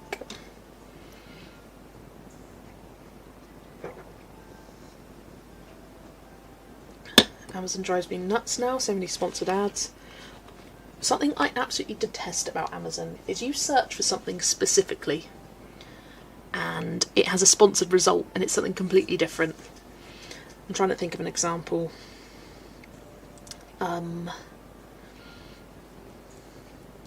Let's try typing in something like Kirby Rosanis. Nope, bad example. And I'm on Amazon Japan, so that is not what I want. Kirby Rosanis. No. The first result is Enchanting the Fey Queen colouring reading book. Like, what? If I search for Maria Troll. The first result is a Sui Sui colouring book. Like, because that's been sponsored and been pushed even though it's got nothing to do with what you actually want to search for. And you're just like, why?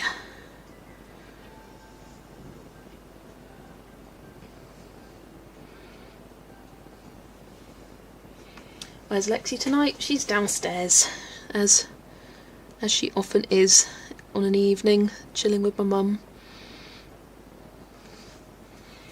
Although she started sitting on my dad's lap recently in the evenings.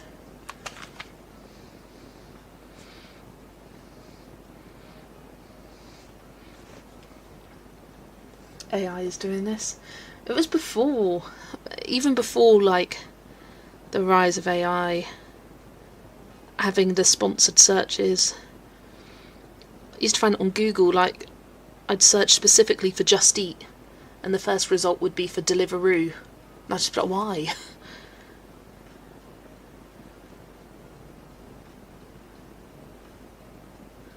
Or it might have been the other way around. Like, just because one's paying more money in advertising to Google, puts it right at the top. So if you're just Googling without thinking, click the first result, you're like, hang on, this isn't what I wanted.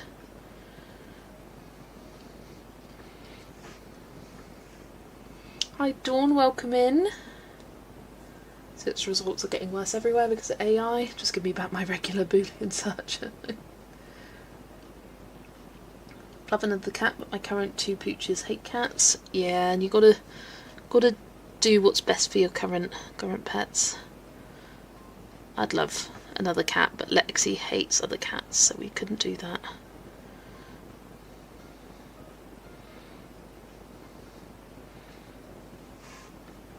Did you see Bailey J's vlog where she talked about Amazon? Yes! Very weird. So Bailey J, if you don't know, is an artist. I've got a bunch of her prints up above me, and the sticker on my journal this year is from her. She does studio vlogs and has a website. And Amazon just took her products, well not took her products, but took her listings from her website and integrated it into Amazon. Like if you searched Bailey J, then it would come up with her products that would link directly to her, like it was kind of like buying from her website but via Amazon. And she was like, why are they doing this without asking permission? Like, this is very strange. And like, yes, it's nice that you're looking at it and it increases foot traffic, but she was like, it wouldn't increase it that much because it only pops up if you search for Bailey J, which you would only do that if you knew of her. But the fact that it's on Amazon and you might get people requesting refunds through Amazon rather than through her, or be like, where's my parcel, where's the next day delivery, when that's not her shipping times. Dawn just got home to eat and watch. Lovely. Does she sell products on Amazon? Nope, not at all. She used to sell a book, like an Amazon printed book, which she had issues with that. She said there was a lawsuit about it because someone was copying it.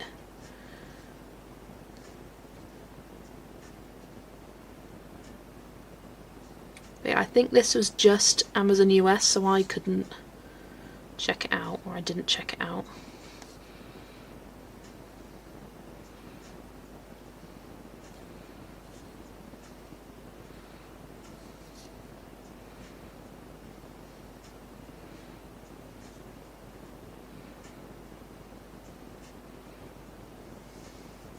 It is wild, yeah. Amazon stole her work. Her words of the listing and the photo are hers. I hope they get their butts sued.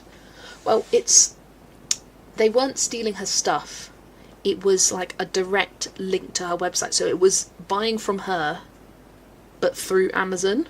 So you'd use your Amazon details and whatnot, your Amazon login.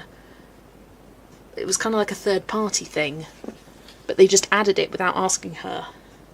So they weren't stealing her products per se. They just added her products and information onto Amazon without asking her. Just strange. Because yes, it could be a good opportunity, but that's a decision that you should be able to make rather than them doing it for you.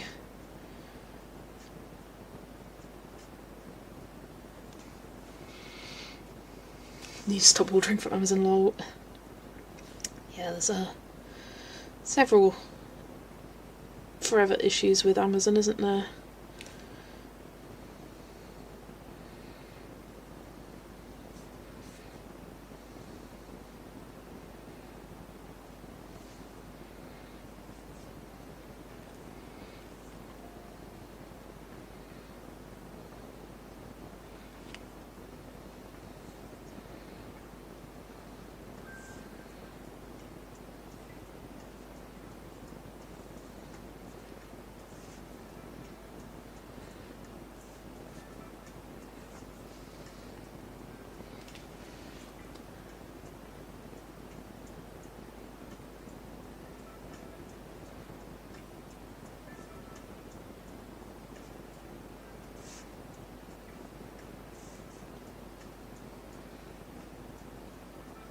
I do feel like this polar bear is staring directly into my soul right now. I feel like it's judging me. It's looking right at me. I absolutely loved colouring this. I spent ages and ages deliberating on the colour scheme, because I wanted initially it to kind of complement this, and I thought no, Stop trying to overplan things, just colour it the way I want to colour it, with the colours I want to colour, which for this was nice icy blues and purples, and then worry about this colour scheme when I get to it. It's got that kind of face, long it does. It is got a judgmental face. You recently ordered your first set of nice pencils, the Polychromos, and they're due to arrive tomorrow. That is very exciting, Elise. I hope you enjoy them. They were my first set of nice pencils as well. Just spotted another couple of spots that I didn't do. Sometimes I just need to look back at the page. Just angle it a bit, see if I missed any spots. Ooh, there's a couple there.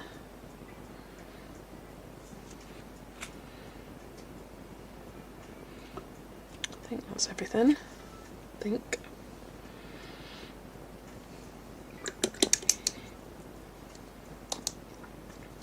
And I think for the details on her dress I'm going to use a silver gel pen. Because this is kind of more of a white silver, but I want her like proper silver. So I could use this Doodler's one, I haven't used that in a while. Or I could use the Chromatech, got like a dark or a light silver.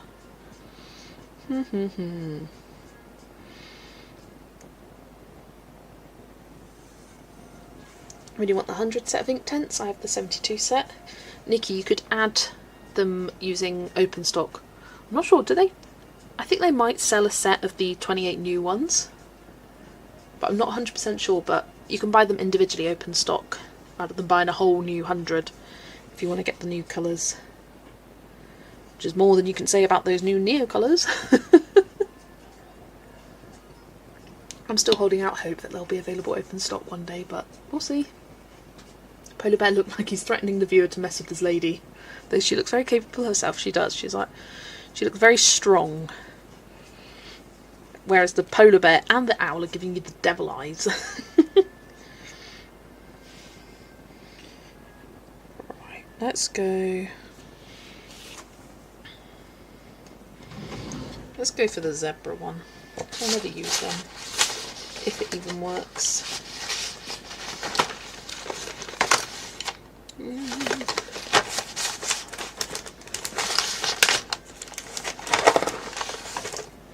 Sorry, rummaging around in my drawer.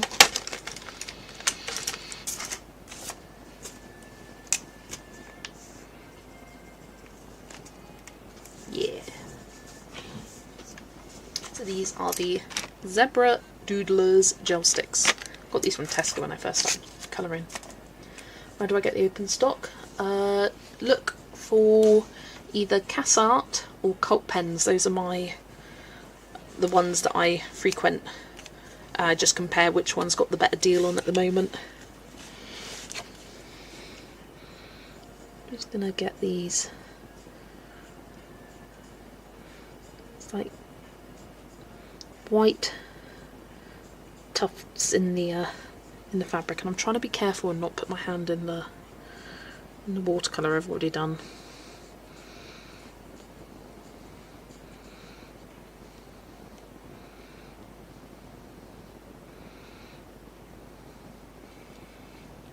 I tried a few polys as open stock before ordering them, so I knew I liked using them. It's my husband that pushed me to order them because I've been using a random assortment of pencils for a while. That's good that you know you like them, because there's nothing worse than getting really excited for a set of pencils, going, okay, everyone loves these, I better love them as well. And sometimes they don't necessarily live up to your expectations. Well, it's not even that they're a bad pencil per se, it's just they're not for you. I know when I got the Prismas I was just like, wasn't as taken by them as everyone else is, but that's just my own personal preference, and I know I have like specific books I like to use them in over others. And I found the ways that I like to use them.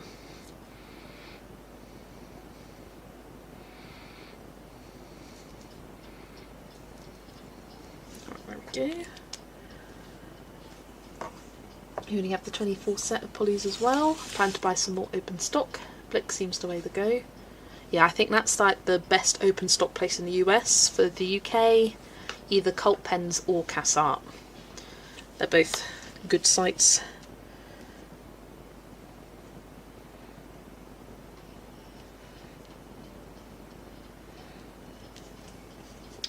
$100 set of Inktense is $166 on Amazon. Oof. Yeah, Amazon usually is not the cheapest place to get full sets of things.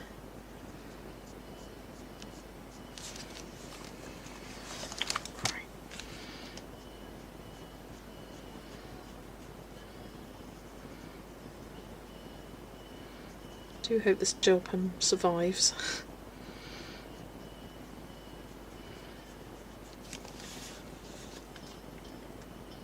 This time last week I knew the result of the Traitors and I kept quiet. Oh my gosh, yes. I absolutely loved the final Jeanette. I didn't see it coming.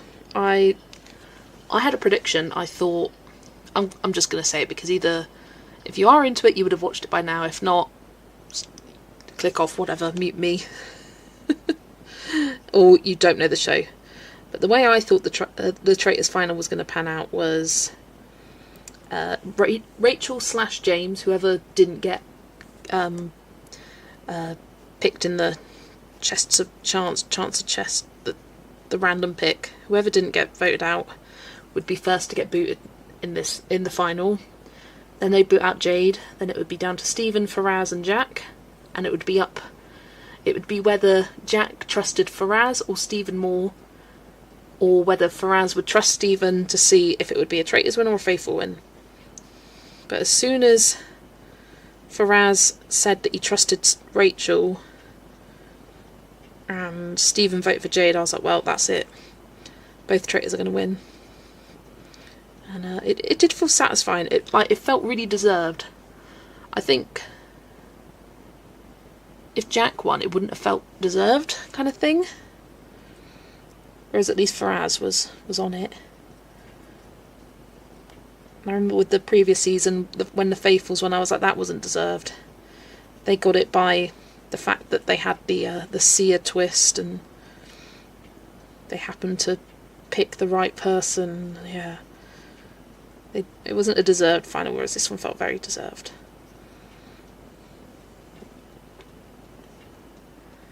I bought some Prismas for the first time a couple of weeks ago and not impressed. I was shocked at how cheap the barrels are and they're very thin. Yeah, it's like, for such a good quality in terms of how they perform, like objectively they're a good quality pencil, like they look cheap, like they look naff. The paint chips off so easily, like I can't even read half of the colours anymore. The imprinting isn't very good, the cores are always off centre. The fact that they don't have capped ends like reduces the quality of them as well. Like, and by capped ends I mean like dipped ends, like, oh, not like that. That with the Prismacolor. That was a dipped end.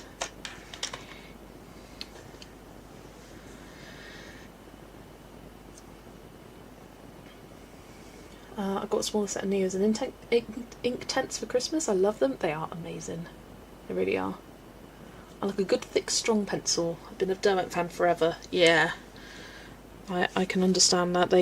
From my Inktense, they're definitely a strong pencil, that's for sure.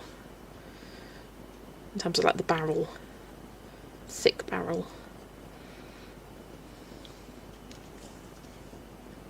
Okay, you're done messing with the water. She's done with the water.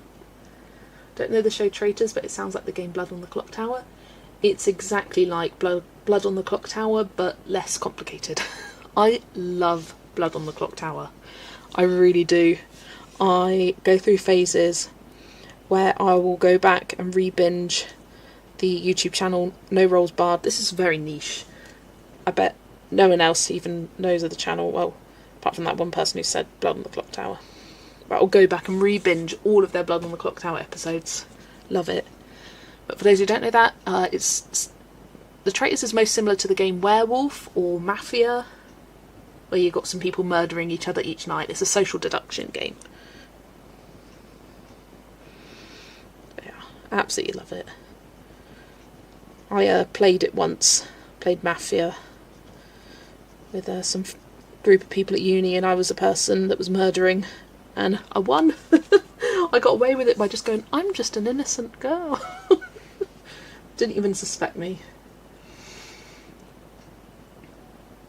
And you try Dermot Cromwell, that shockingly thin compared to Inktense. Oh, I didn't know that. Oh, you watch No Rolls all the time? I love No Rolls Bard. Although I don't watch them as regularly as I used to. But every now and then there'll be a game and I'm like, oh, that interests me. Love the channel. You love Blood on the Clock Tower. You've watched No Rolls Bard 2. My favourite in person was a Legion game, The Town Won by the Skin of Our Teeth. It was so exciting. Oh, I love those. Love their in-person games. Yeah. Like, you can tell how passionate they are about the game. They really kind of put it on the map in terms of games.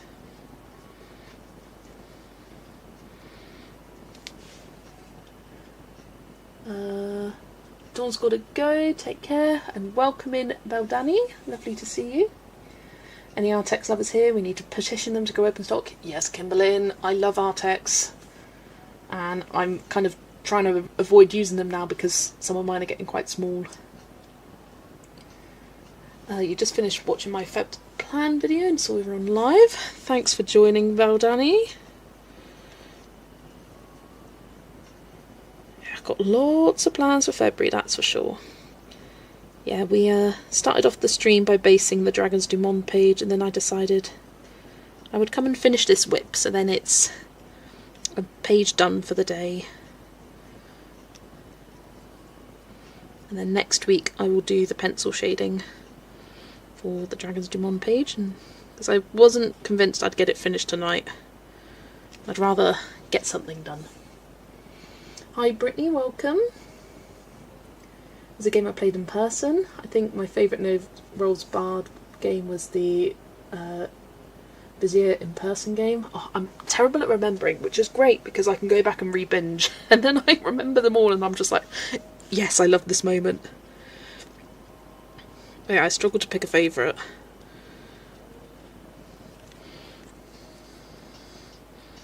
I'd love to play Blood on the Clock Tower in person.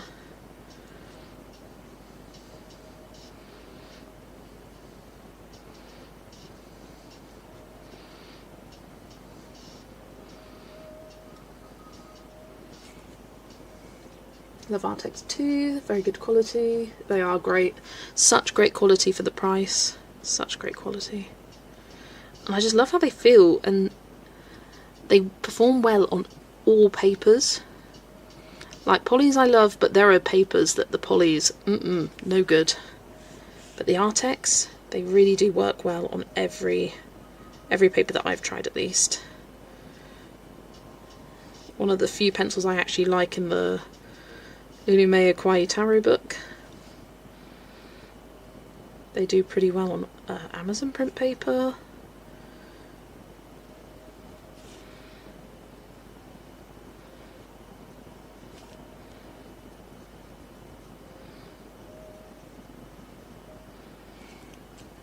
Still lurking but busy with admin for the channel. Busy times at the end and beginning of the month. No worries, Yolanda. Yeah, lots of planning and prepping time. There's still so many videos I want to make. I've been uploading almost daily for the last 2-3 weeks. I mean, how many videos have I uploaded in the last 3 weeks? I think I've only missed a couple of days. Got to run, great stream. Thanks for joining us, Tara. Have a good rest of your day. So for January... So last week I uploaded every single day. I didn't do anything on Sunday, but I did do a live stream for the members. And a week before that I uploaded 4 days with the live stream on one. This week I've uploaded every day apart from yesterday. Yeah, there's a lot. Everything at the bottom of my calendar here are videos. So that's 1, 2, 3, 4, 5, 6, 7, 8, 9, 10, 11, 12, 13, 14, 15, 16, 17, 18, 19, 20 videos, and 1, 2, 3, 4, 5 live streams. So yeah, busy month. And I've got to film, I want to film my final part of my colouring book collection and upload that tomorrow. We'll be doing that once I finish work. That's the Disney collection. I feel like that should be a reasonably quick one, because there's not really much to say about the colour by number pages, because they pretty much all use the same mediums.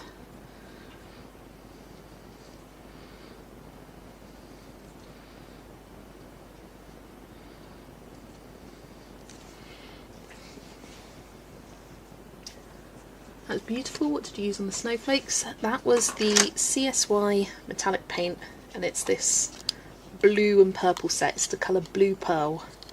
It's like the perfect colour. I can't get over how perfect it is for this page, because it's got a slight purple tinge to it as well, which works with a bit of purple that I've got going on as well.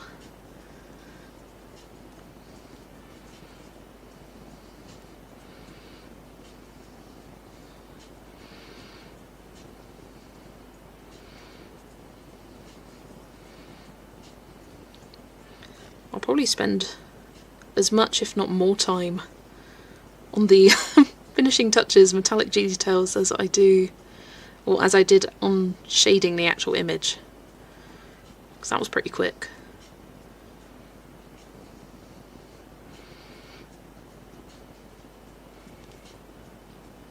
You need to get some, yeah, there. They are great paints, and some quite unique colours like pale purples, pinks, which I was lacking before I got those.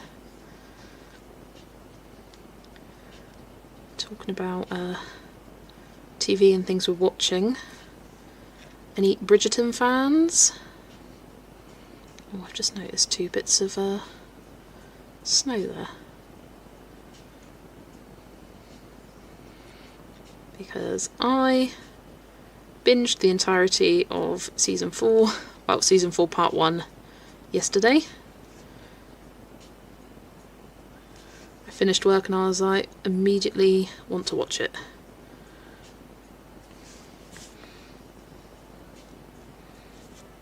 Yeah, I spent the whole day pretty much watching that and colouring the Symphony of Cute Animals page for Jazzy Doodle Designs collab.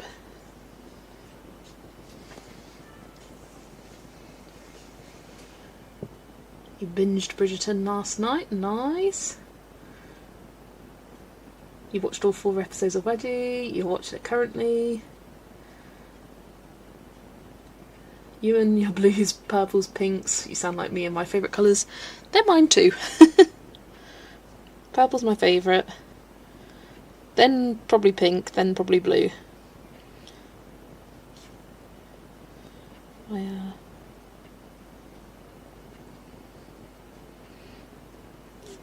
you can't help but use what you love.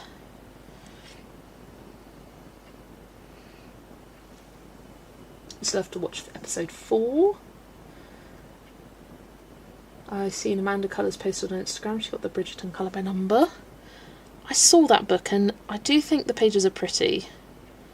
Just not for me. I think the ones in that style, the very kind of graphic, bold, kind of pastel style of pages, colour by numbers, they really lend themselves towards acrylic paint pens, which I just don't use.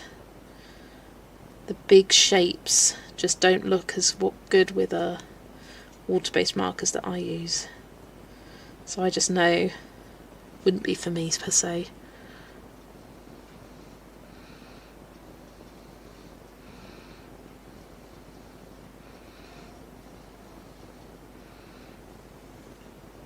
So guess what's in my Amazon basket?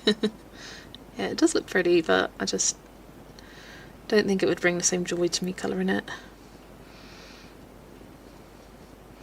I'm also trying to not get any more colour by numbers that aren't Disney, because I find I always reach for my Disney ones first and none of the others, because I like to find characters or find movies. I can't do that in the ones that aren't Disney. I just have to colour it when I feel like, which isn't hard to do, because I do like them. Don't have many non-Disney ones. I've got the Monde Fantastique, the mythical animals, mythical beasts one, and I have Scooby-Doo and Pokemon. And I think that will do me. I don't think there's any other IPs that would make me go, oh, I need that.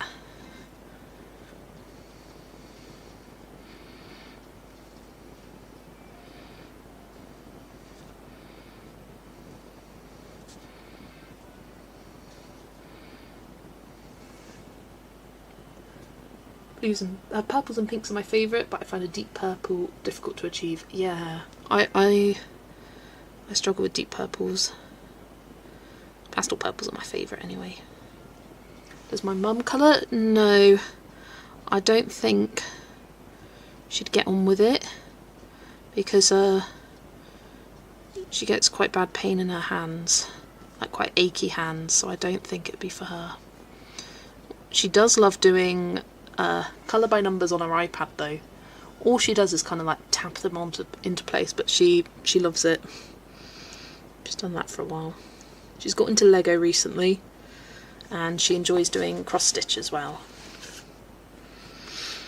Right, just got this down here. I say just. Still quite a substantial part of the page. Yeah, I decided yesterday after binging all of season 4 to keep the hype up as I wait for part 2 to drop next month. I'm going to listen to the Bridgerton book audiobooks, because I've been wanting to do that for ages, and I've just got them free from my library using an app. So I listened to the prologue of the first book last night. I'm just going to listen to them in order, not necessarily the order they came out in on the show, because I know like the rough gist of all the plots, and now that we're halfway through all the series, I would quite like to just know.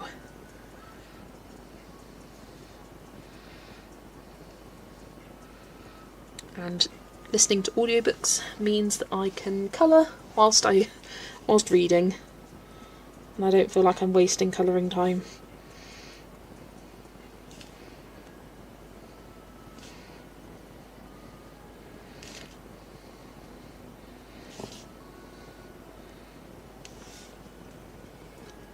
I just wondered what you are colouring and what pencil I'm using. This is Drommenvanger by Tomislav Tomic.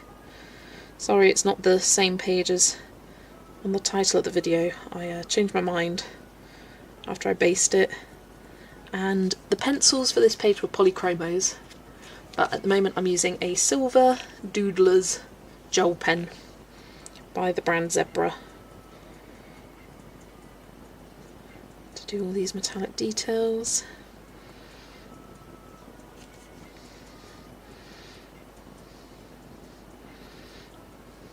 What I really want from Bridgerton is another prequel series.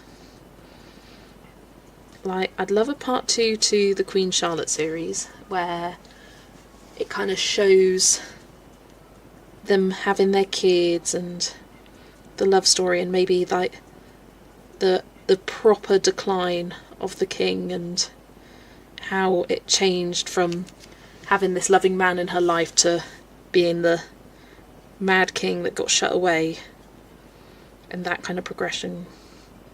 So I feel like there's still conflict in the story that can be explored.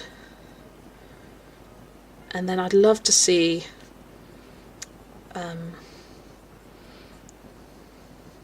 Violet and Edmund's love story, the Bridgerton parents, them having their first kids, kind of going up until the point where he dies. I think that would be really cool, like seeing him teaching Anthony, seeing the kids as kids. I think, like others have said, oh, that would be boring though, and it's like, sometimes you just want a nice, cute love story though. And they can make up conflict. I'm pretty sure Violet said, oh, our marriage had our troubles, like, blah blah blah. Right, I just need to get my paint again. because there were a couple of spots up here. And there's one down there. There we go. Oh gosh, that prequel with King George sounds so depressing. Honestly, it's my favourite season.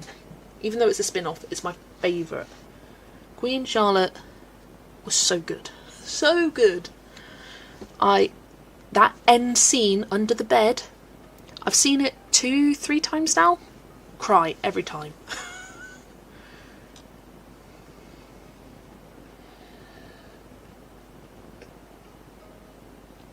Nothing wrong with drama, just dealing with health issues with your partner is very hard. Well, the way they do it in Queen Charlotte is very interesting because she's unaware of his health issues until kind of halfway through. It's very secretive kind of thing. But their relationship in general is very dramatic. Oh, I just love it.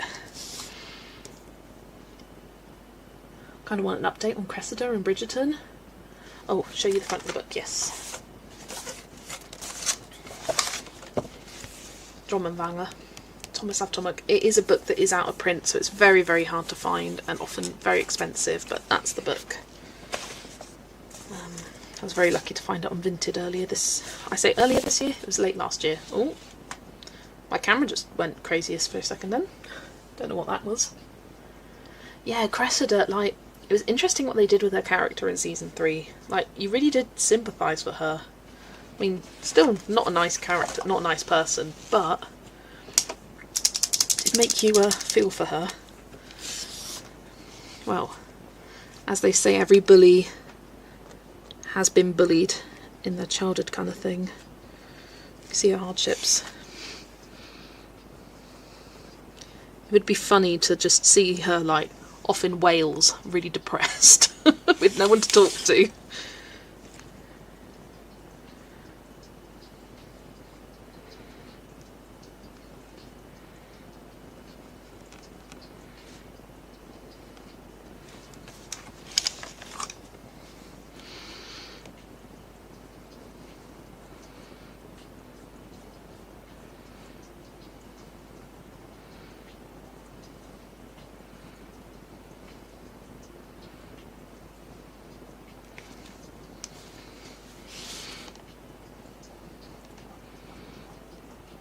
Yeah, whenever I finish a season of something that I'm very obsessed with, I then consume all the reviews. I get hyper focused into it, very obsessed. I like to hear everyone's thoughts and opinions on everything. Right, now, what's the time? 35 past. I think the only thing I want to do is outline the snowflakes with a silver, but I think I'm just going to use Silver Signo just because it's got a bit of a thinner tip, this one. I'm kind of pissed that they went out of order with the books for the series. Yeah, I understand why they did it. I mean, I haven't read the books yet. I understand why they did it, but they could have had it. It just feels unfair on Benedict, that because I have a feeling that everything else is going to be in order. Because I reckon it will be Eloise next, then it will be Francesca, then Hyacinth, then Gregory. And that's the order that the books go, so it's like, you just sideline Benedict for a season. Just move these markers out the way. And then I will rotate my book round, move the water. What colour are you going to do the thin border? I think this violet Signo, I think that's going to look good to bring out some of the purple tones, but it's still got a bit of like a silver shimmer to it. What do you guys think? I think that will look good for the border. I will do that last.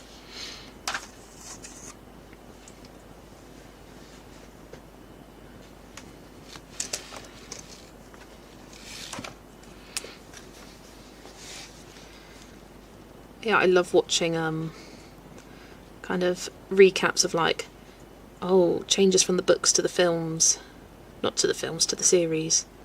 Seems like they changed a lot about Colin's and Penelope's. That the most faithful one so far has been Daphne's. Like they changed Anthony's quite a bit as well. Right, I think it's good with a series that you can open up the exploration of side characters more. Like, I know that Lady Danbury doesn't play as much of a good... not as much of a role in... not as much as of a role in the books as compared to the series, and I'm so glad she plays a bigger role in the series because I love her. I love the actress. She is awesome. She is... yes, she's my favourite character. I was like, is she my favourite character? Yes, she is. Picture's looking great. I think I've accidentally given my daughter that £1 coin to spend in the arcade. No! Put it in my inside pocket safe because it was too cute and now I can't find it. No! Chase her down. Chase the arcade down. Open up the machines.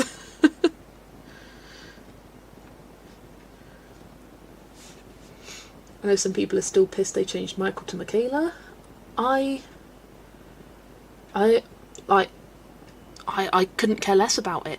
Like, I think it's nice that they're making the series more diverse with their casting. The fact that has always been the case, that they're making this a fantastical version of the Regency period. Like, yes, the costumes aren't accurate, but that's the fun of it. They're in their own kind of like alternate universe of the Regency period. And I think it's cool. I think in this day and age, it's what we needed. Like, I'm sure for people that are of different races and ethnicities, it feels awesome to see people that look like them dressed up in these beautiful fancy ball gowns, being high members of society, being treated with respect. Like, I think that's great. And I think they needed to have some gay characters. I didn't like how in season 1 they basically were like queer baiting Benedict, and they did it for 2 series. They were like, he seems kind of gay, but he isn't. And then in season 3 they were like, okay, yeah, he is now. Like, why did it take that long? But I think from what I've seen, people are most annoyed about changing Michael to Michaela for the fact that they're ruining her love story with John. And I agree with that. I don't like how they're kind of making it seem like she doesn't actually love him, never did, and kind of proving everything that she fought for with her mother in season 3. Honestly, I have a lot of opinions. I have a lot of opinions, and I don't have many people in life that I can share these with. But if you want me to shut up and move on, then I will. But yeah, I think the main issue with changing Michael to Michaela isn't the fact that she's a girl, but the fact that the point of Francesca, because I do know the rough plots of each of the books, the point of Francesca's love story is that she yearns to have a child, she wants to have a child, she couldn't have one with John, and then she fell in love with Michael, and then had her child with him. So now people are theorising that she's going to get pregnant with John, so that she can still have a child, because obviously she can't with Michaela, and then still have their love story on the side. But it's going to be a big change, her book, that's for sure. It'll be interesting to see how they do change it. Because it's like, how are they going to adapt Eloise's love story? Considering we've already met Philip Crane in season 1 with Marina Thompson.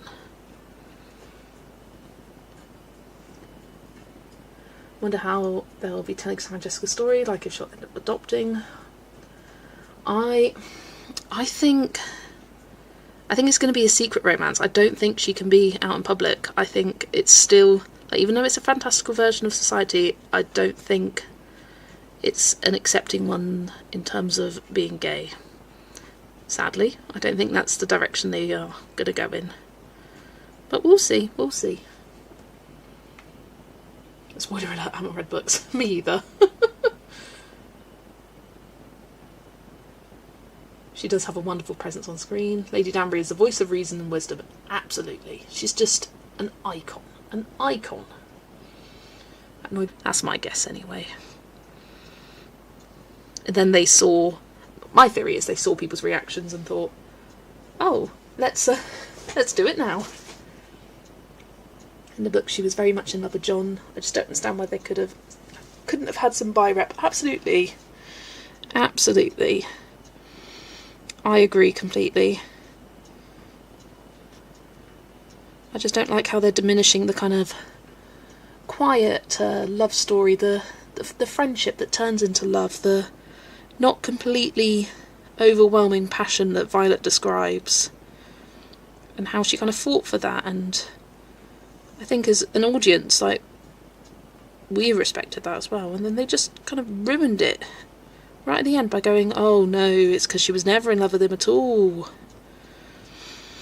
Just a bit, I don't know, disappointing. Like, she can still love him and then fall in love with someone else. Be interesting to see how part 2 plays out. Spoiler alert, I haven't read the books either. So I will stop talking, Nikki.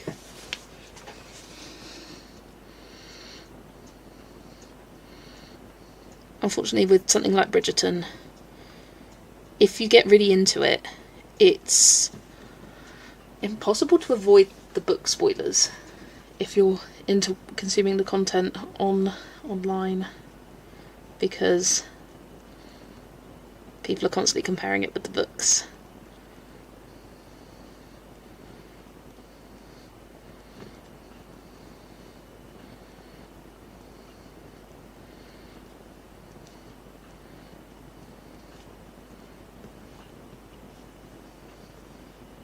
She didn't truly fall in love with Michael until after John had died in the books. Ah.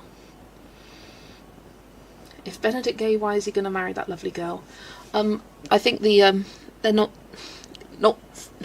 I say fully gay. He's not gay as in he only likes men. He's gay in the fact that he's bisexual. Gay being the umbrella term for queerness.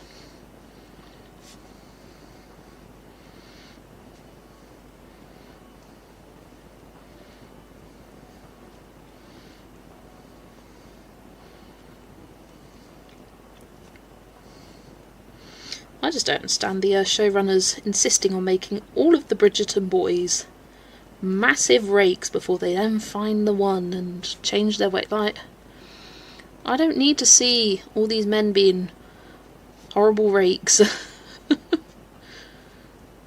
There's also lots of theories going around at the moment being like, there is a very high chance that Benedict has syphilis. And it's very true with the amount that he's been raking around.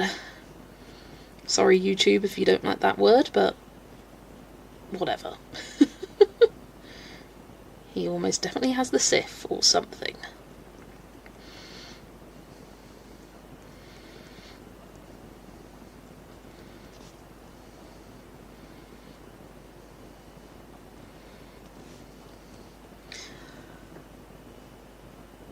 Don't you think that was common for wealthy men? Oh yeah, yeah. Also true. Men could do what they want.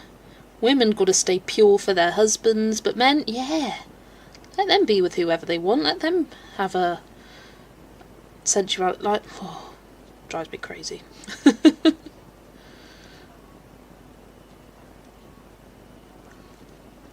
Well, I personally am really enjoying season 4. A lot more than I was enjoying season 3. Season 3 I was a bit disappointed by. Yeah, a rake is just a gardening tool. That is correct. Yes, yes, yes.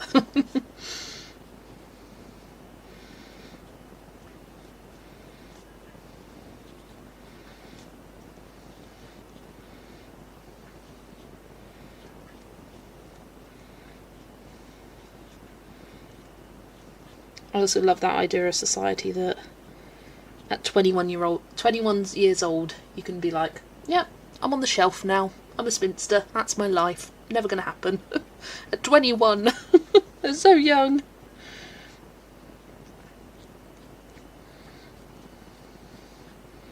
But that was society. If you didn't marry after a few years, then they were like, you ain't got no hope. Still upset with what they did to Burbrook in season 1. He was such a sweet, awkward man in the books. Oh, really? That's going to be interesting for me to read, because yeah, he's a sleaze. He's a nasty man in the series, and got what was coming to him.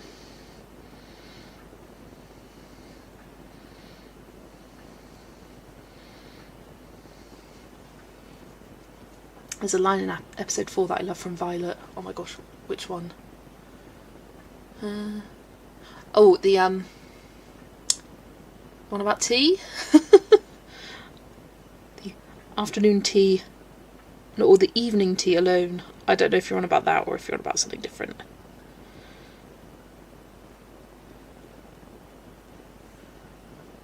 Yes.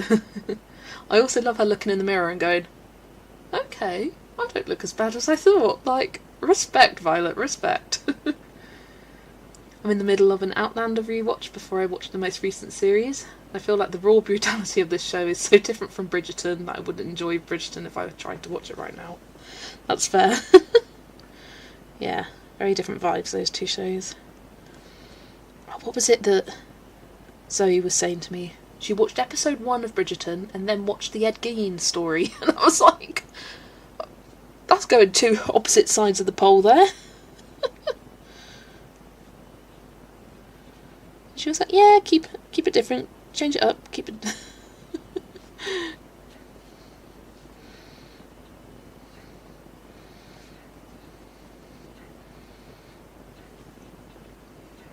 I haven't watched Outlander. I haven't watched it. Good evening, Nif. Welcome in. Nif's Hobby Corner. As you can see, I'm not colouring Dragons du Monde. I moved onto Drum and Banger as I wanted to finish this whip. And it kind of looks like I'm doing nothing with the highlights here, but I'm outlining these snowflakes and it is making a big difference for how kind of refined it looks now. So I find you always kind of have to go over the outlines of metallic watercolour because it's not quite opaque enough to cover up the black lines, but you can't get it completely within the black lines that they're showing, so it's kind of these faded black lines which really bother me, so I always like to outline them with something. So I'm going to use a silver gel pen.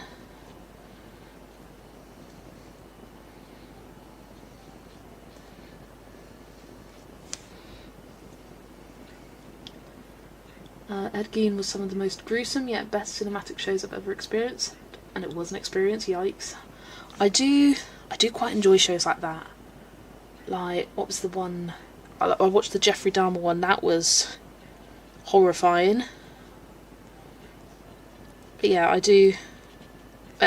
Horrifically fascinating, aren't they?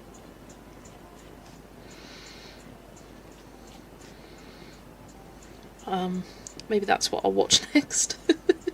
Going from one extreme to the other.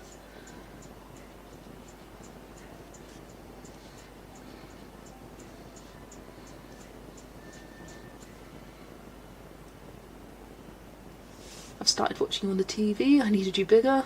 Oh. I always find it like crazy. People watch me on a big screen. But hello. Sorry, I stopped listening for a minute and we went from Bridgerton to Jeffrey Dahmer. Yeah. That is a perfect summation. It was a very quick transition, to be honest. It was all because Zoe went from watching one episode of Bridgerton to an episode of the Ed Gein story. I was just like, oh gosh. Mood change.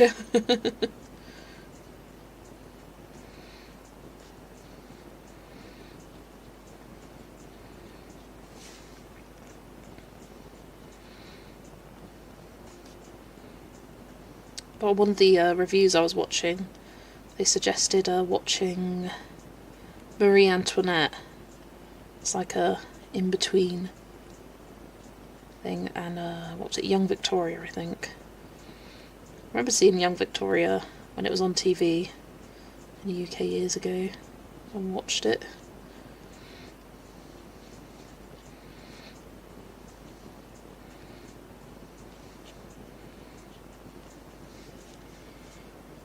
I think those Netflix series adaptations take artistic licenses, though. They do, yeah. They really do.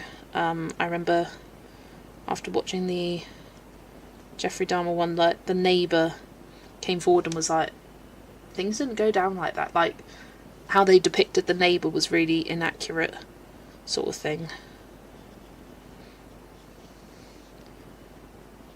You've always got to take these based on true stories with a pinch of salt, though, haven't you? Because yes, it's based on a true story, but at the end of the day, it's for entertainment. But the core of the story is the same, or tends to be the same.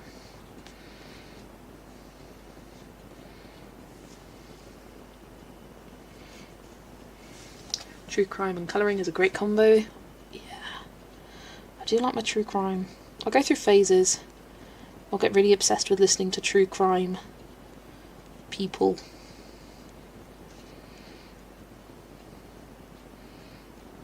I really do like a variety of genres, though. Don't like action, though. That's one thing I can't do. Braveheart, for example, has some made-up Hollywood pish in it. I mean, Braveheart has some made-up accents in it.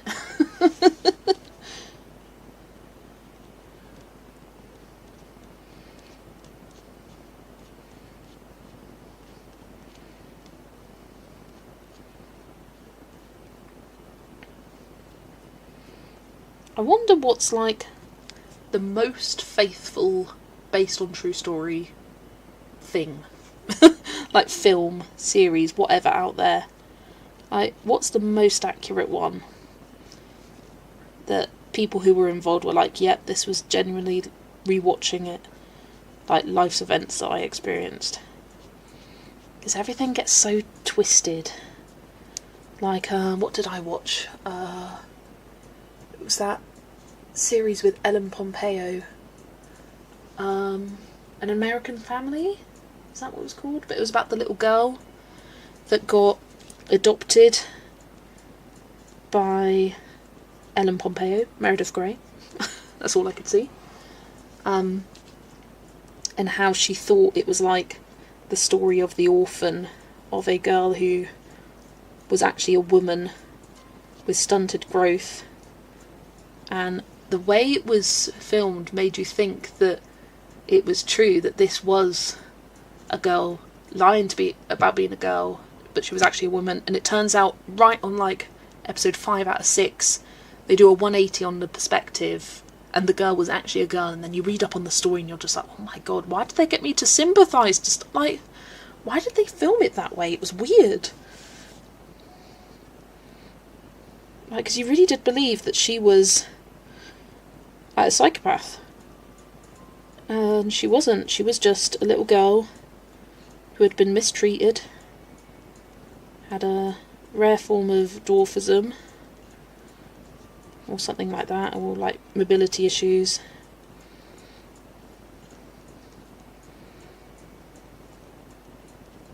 And somehow the parents have managed to get away with it. It's horrific.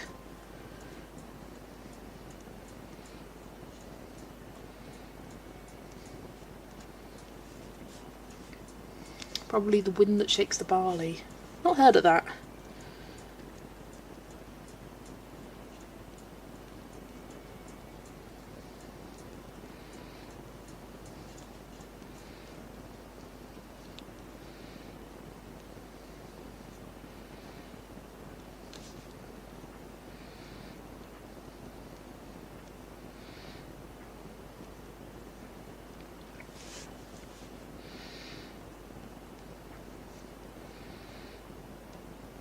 That's another one I've watched, a series. Oh, The American Crime Story, Assassination of Gianni Versace. That was a good one. What an insane guy that guy was. It's about how the British stole part of Ireland. Oh. Is it a film or a series? I've never heard of it.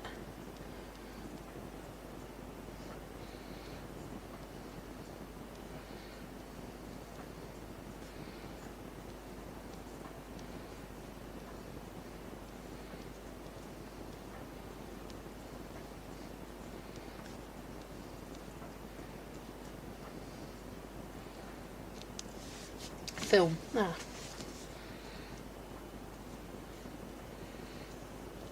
Yeah, I really do enjoy films, series that are based on real events. I always have. I distinctly remember I was in my teens and I was struggling with my periods and getting very, very emotional. Bit TMI, but we're all girls. Unless you're the 3% of men. Calling back to the start of my stream. But, so I was in my teens and I watched the film, oh my gosh, I think it's called The Impossible. But it's about the Boxing Day tsunami. It's got Ewan McGregor and a little Tom Holland in it. And oh my gosh, that film, it got to the end where the family reunite and I bawled for hours. I was like so traumatised by it. It had a happy ending and all, but I could just feel the pain through the screen, and knowing that it was a true story, it just like, oh my god, it hit me. I was already like highly emotional, but yeah, I just watched it and I could not stop crying. Couldn't stop. Sometimes you have those films that just really, really affect you. That was one of them.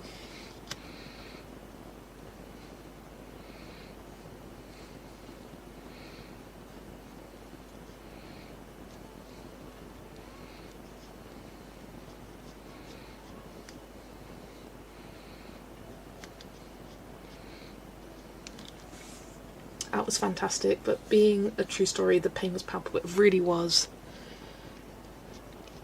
And like, yeah, the fact that it was a true story, it actually happened, and the fact that stuff like that happens is terrifying.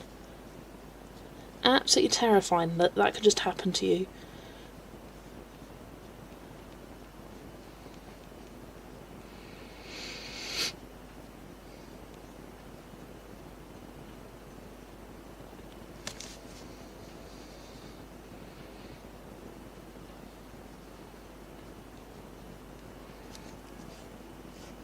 Just imagine if it was you and your family. Yeah.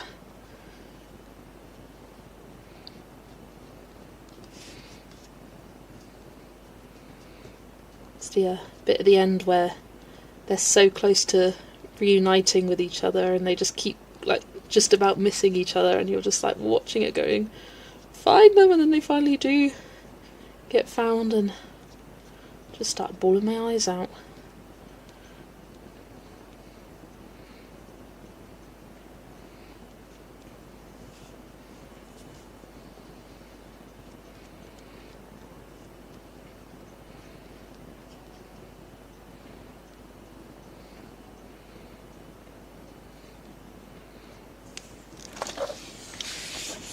Okay. Oh my gosh.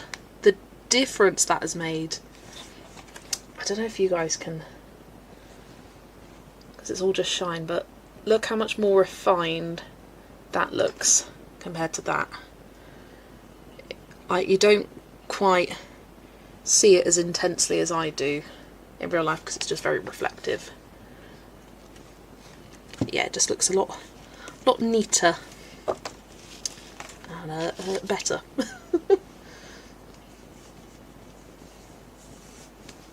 The night before that tsunami happened, my mum and dad had watched a film about a flood. I think it was called The Day After Tomorrow. Oh yeah, I know that film.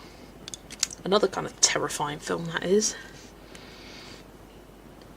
There was something about it on HBO recently, back in August to September I think. That was when Hurricane Katrina that affected me that way as well. Awful human tragedy, yet resilience. Yeah, that is another shocking one.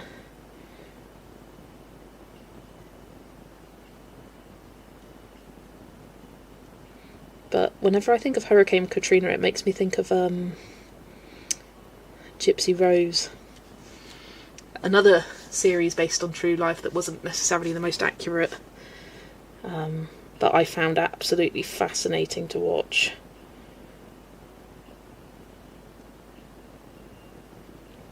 And now, on the other side of it, absolutely insane that she's just like posting on Instagram and like, yes, victim of abuse, and she was in an awful situation, but it's just like crazy that it's been so long since it now that she's kind of monopolised on the fame her criminal act had.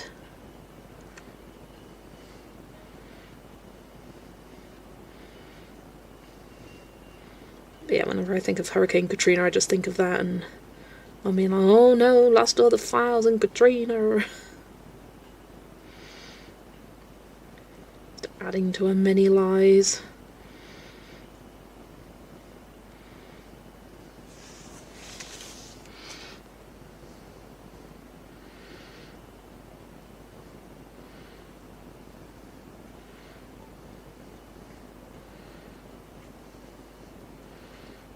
Tell you what, this month has been one hell of a colouring month for me. Just gonna grab. Not only have I done quite a few pages, like this page here will be number 41. Actually, number 42, because I forgot to write down one of them, and I must remember that when I do my stats. One of the colouring the year pages I forgot to write down. And not only have I coloured a lot, but I'm really proud of a lot of the pages. Like, I'm so proud with how this one's turned out. I did one in a mythographic that's like the favourite page I've ever done in my life. I'm really pleased with how the Symphony of Cute Animals one turned out. One in Rita Berman's Little Adventurers. I'm really happy with how that one. I'm just really happy with how January's gone. It's been a good month for me, which is unusual because the last few Januaries have been really poor in terms of how much I've done and how I felt. Usually I've just come down from being really busy at work, so I'm just like overly tired, recovering. I don't fully get back into the swing of things until about March. But yeah, just life is better for me now. I've got a different job. I'm able to enjoy my colouring time more, spend more time on colouring. And I think getting this SAD lamp, which I got, I think early December or late November, like right at the start of kind of the days getting very short, I've got an SAD lamp, and I really do feel like it has helped, because I haven't felt, and by an SAD lamp I mean a seasonal affective disorder lamp. So that's the idea that you become depressed during the winter season with the shorter daylight hours, which definitely I feel affected by. But having this SAD lamp, and I turn it on every afternoon and have it on for a few hours, like, I felt pretty good this winter, and it's been a long time since I've said that. It's kind of one of those things that you feel a bit sceptical about, but now on reflection I'm like, yeah, I think it has worked. Did you watch the Menendez brothers depiction? I think Dharma, Menendez brothers and Ed Gein are some all part of the same collective, but not sure, but I think so. I haven't heard of the Menendez brothers. No. But I will check it out. Is that on Netflix as well? I haven't watched the Ed Gein one yet either.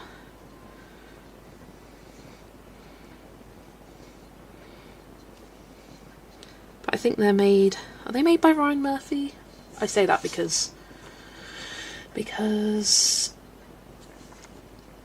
the Jeffrey Dahmer had Evan Peters in, and it seems to be whatever Evan Peters does, it's directed by Ryan Murphy. Or not directed, but created by. You know how he has his core actors from American Horror Story / Glee. I mean, that's a guy with many genres about him.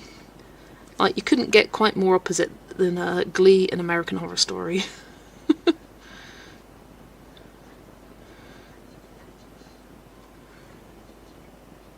January has been a long 6 months. I found it's gone weirdly quick for me this year. Especially the last half of January. I've been like, where did it go? Where's the time gone? Yes, check it out. Both. Wild Stories. The Menendez Brothers is an American tragedy. Brothers who killed their parents. Oh. Yeah, no, I've never heard of that. I do not... The name doesn't ring a bell. The story doesn't ring a bell. And I'm a... Well, not like well-versed, but like I know quite a lot of the sort of classic American psychos. That's what we'll call them.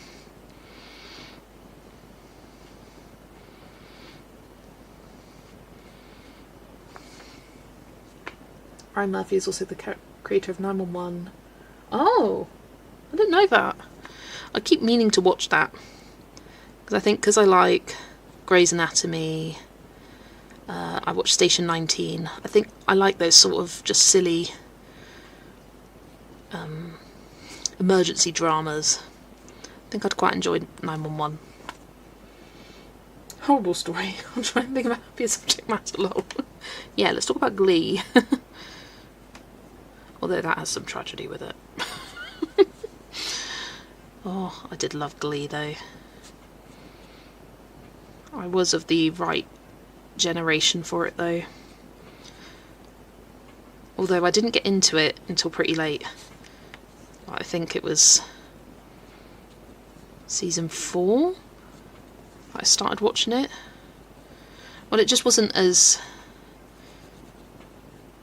I didn't watch much TV when it was actually coming out because I wasn't at home to watch TV a lot of the time. And it was harder to access in the UK.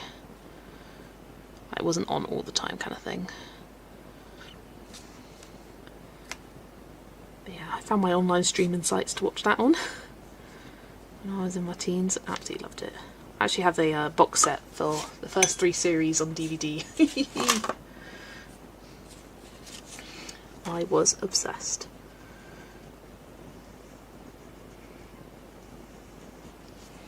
Much older than you, but I loved Glee. I mean, yeah, a lot of people love Glee, even if they weren't of the target age group for it.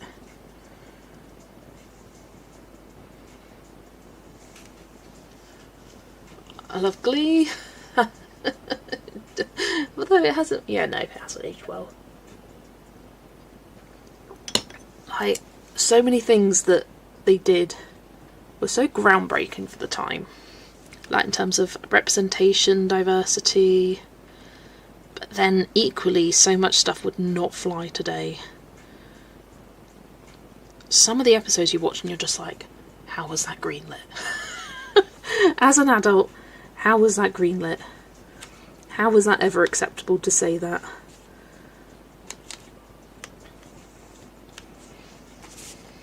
Glee wasn't the same after Corey died. Absolutely not, no.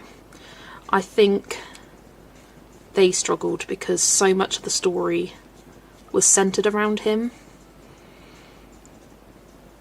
Like, they had to completely change how they were going to end it.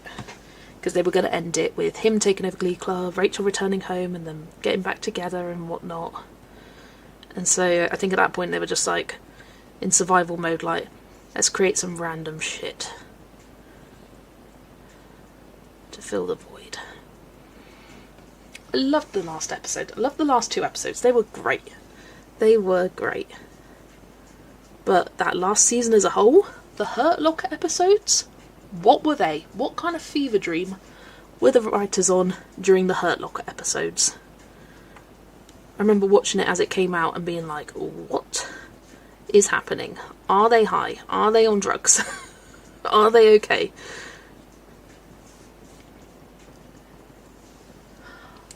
Hi, Falling for You, welcome in. Romany, isn't it? Yes. Hope you are doing well.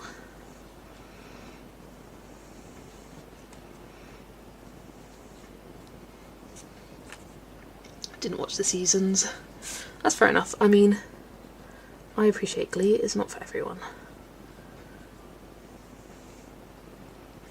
So many songs that I know and love are because of Glee as well.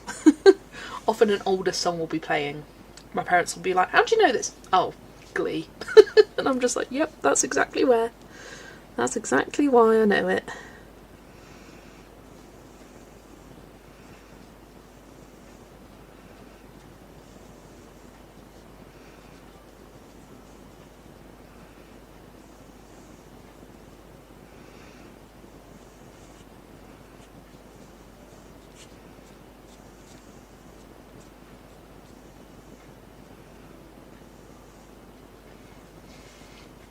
Good. January has been and gone so quickly. Yeah, I know lots of people have felt that. I'm not one of them this year. Usually... Oh wait, no. Yes, I agree with you. Sorry. It's the opposite. Lots of people usually say January's such a slog and it goes by slowly. January's approximately 75 days long. But not for me this year. I felt like it's flown by. Although I often say this, I feel like it flies by, but then I look back at the start of the month and I think, oh my gosh, I was colouring Christmas pages on the 1st of this month. And that feels like such a long time ago.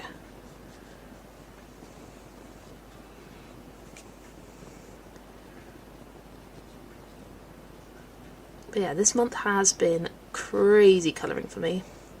I have managed to complete at least one page every single day this entire year, and I'm seeing how long I can keep the streak alive, which is kind of why I switched to doing this page, so I could finish this one and keep the streak alive.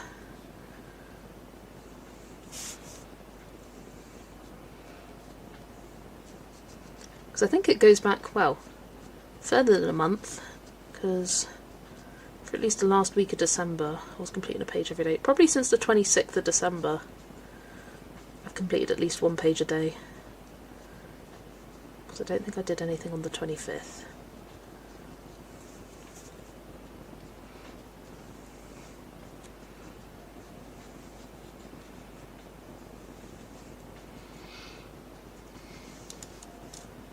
I think the days that dragged for me this month were the 2 that I was in hospital. That is understandable, Angie. Those days always do drag.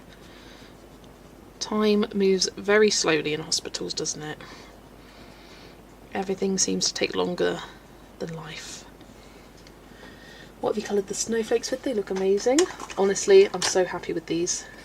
It's using the CSY, not that one.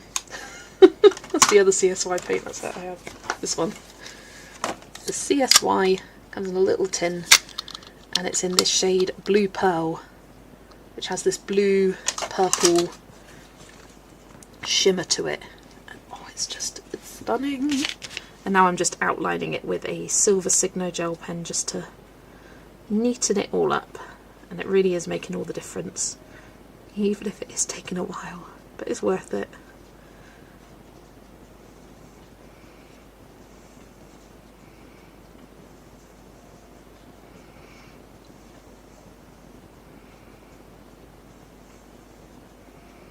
Yeah, I've already gone all out with the shiny, metallic-y, glittery details of this page. I thought with it being an Ice Queen, it just needs it, doesn't it? These nice bold snowflakes. It would look boring if they were just white. They needed to be something shiny. I mean, if you did it white, fair play to you. I'm sure it looks great. Except when they wake up at 6 AM for a cup of tea, just a few minutes after you get to sleep. Yeah. That's the way it goes.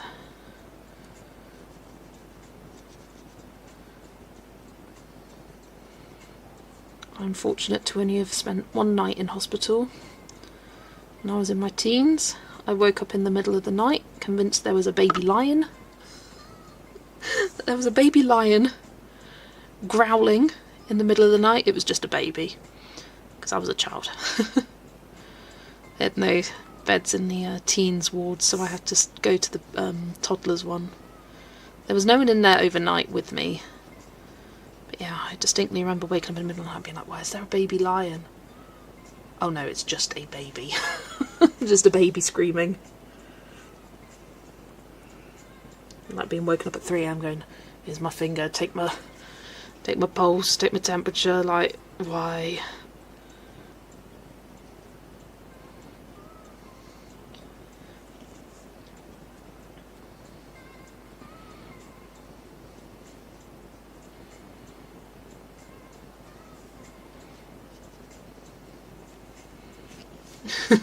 Yeah, the lion. Honestly, makes you go a bit loopy being in there.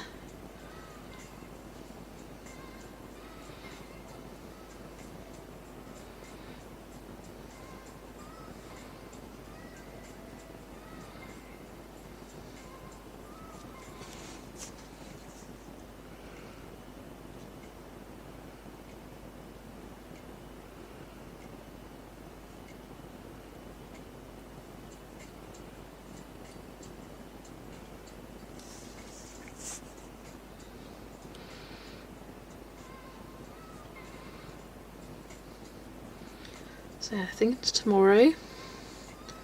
Got my Disney colouring book collection to film and post. And then in terms of pages, I have 2 Capybara Cuties pages to do. I'm not sure if I'll get both of them done. I might just do one. To say I've done one and then do the other one the next day. I might get in the role and do both of them. Got to do them. What else have I got? My list is here. Oh yeah, my Kawaii Tarot. That is my top priority for tomorrow. I was going to do it today and then just didn't. I've got the 2 of coins to do, which has been a buddy since last month, so yeah, definitely need to get that done with Shannon. And then, what will the next priority be? Probably Tiny Year, the January page.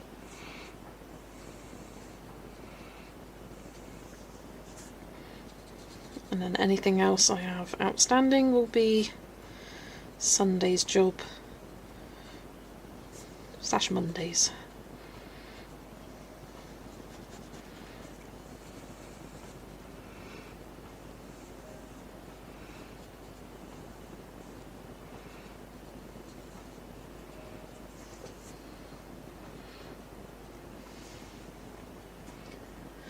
They tried to keep me in hospital last Saturday when I was at A&E, but I just couldn't do it because of my PTSD.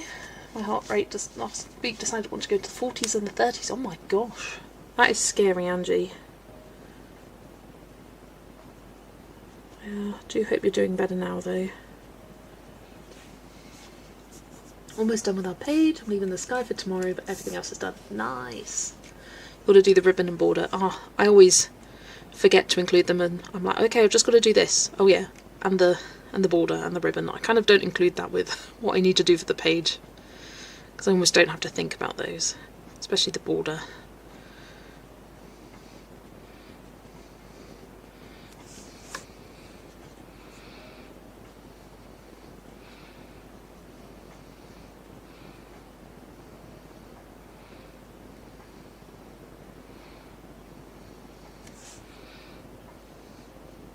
So what is right now that I feel very bored of doing this outlining.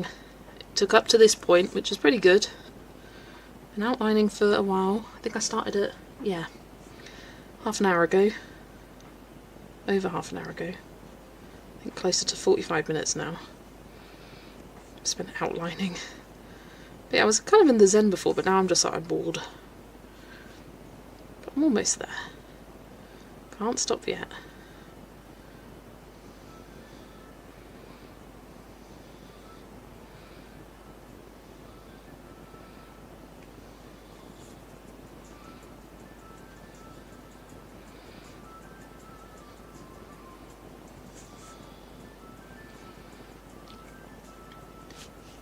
Been behaving itself this week and only taking visits into the 50s. Oh, that's still not great, but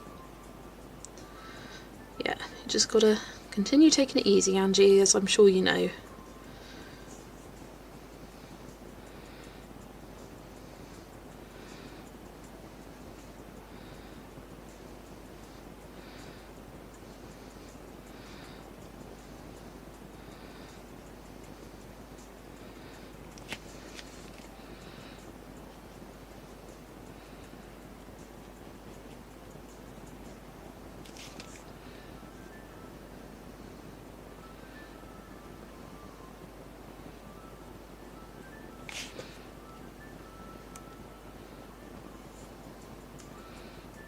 So once this snowflake outlining is done, just got the border. Should be nice and quick and simple. And then the page is done. This was a buddy with a group of people on Instagram/YouTube. Dana, Candice and Megan. That's Dana's Colouring Obsession, Happy Catastrophe and Meg's Colouring Corner.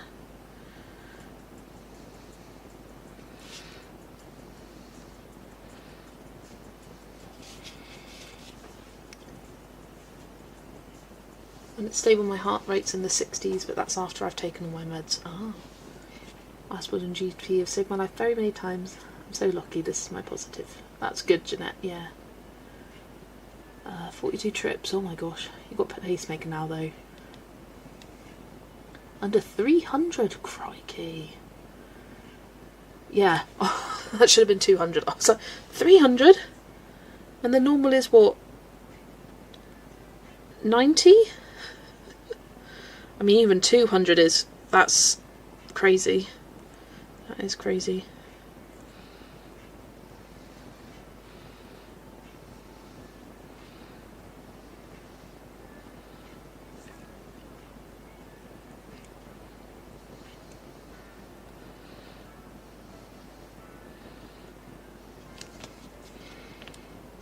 '60s the normal. Alright. I get confused. I did a year of nursing, and that's... most of the knowledge has just been gone from my brain. Better with blood pressures and knowing the proper rate for that.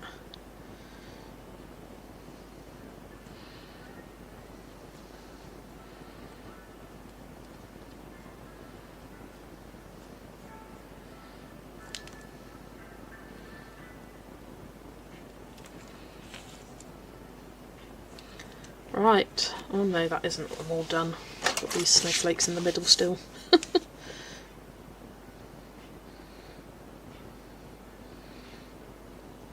Thought I was done, but not yet.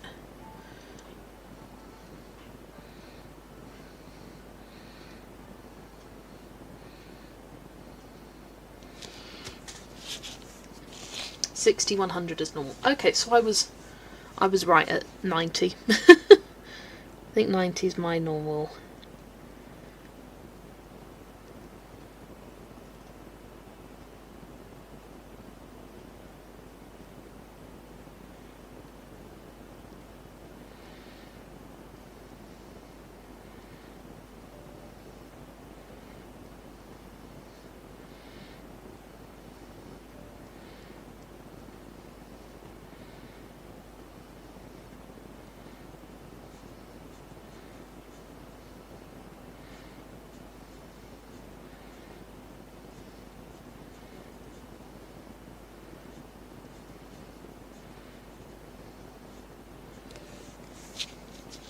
Very lucky lady and grab every hour of the day. Yes, definitely, Jeanette. I'm sure it definitely changes your outlook on life.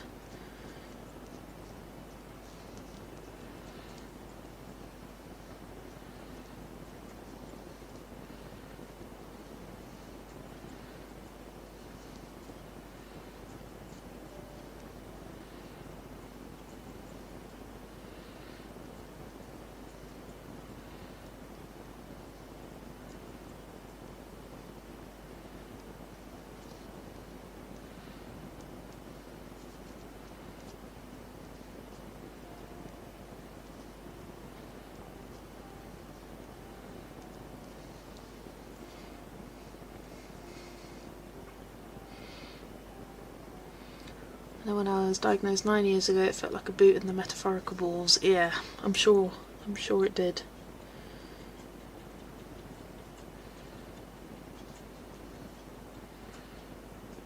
It's hard adjusting to a new life like that, I can imagine.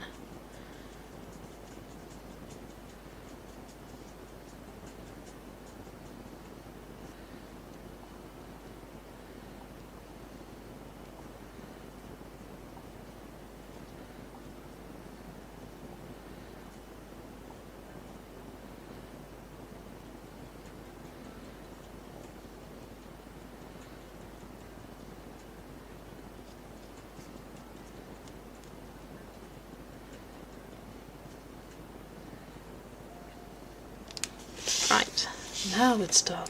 No, it's not. I missed 2 over here. Oh my days, almost.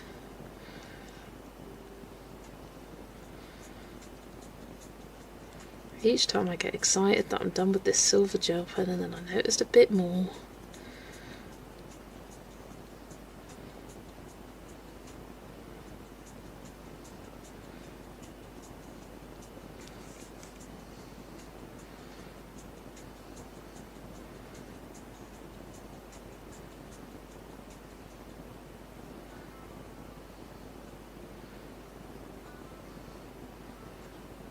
Yeah, it was lovely having company to finish this page with you all.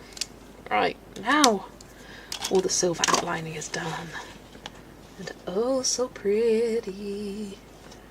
I mean, the camera is kind of doing it justice, but also is not giving the colour justice. Like, you've got this pinky, not pinky, bluey purple iridescence to it, which is just beautiful. Right. Let's turn the book around and do, oh yeah, that's a nice matching purple.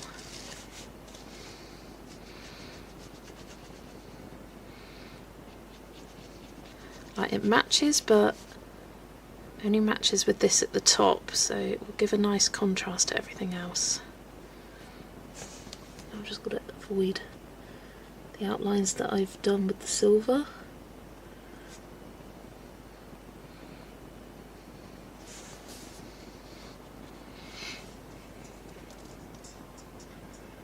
Gone from severe to moderate. Going in the right direction, Angie. And you're managing it, so.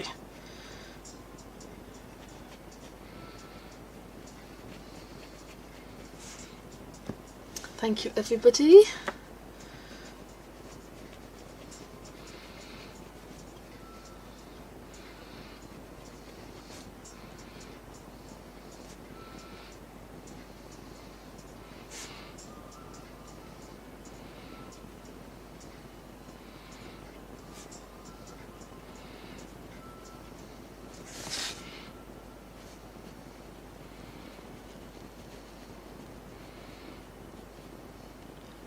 I think it's funny looking back at my colouring this time last year, when I had just started my job that I have now, and the transition was hard because back at that point I was doing full days, so working 7 till 2, then 4 till 10, twice a week, and it was really hard. And so January, February were not particularly great colouring months for me, and then I got into the rhythm and the swing of things, and it all kind of turned around from there.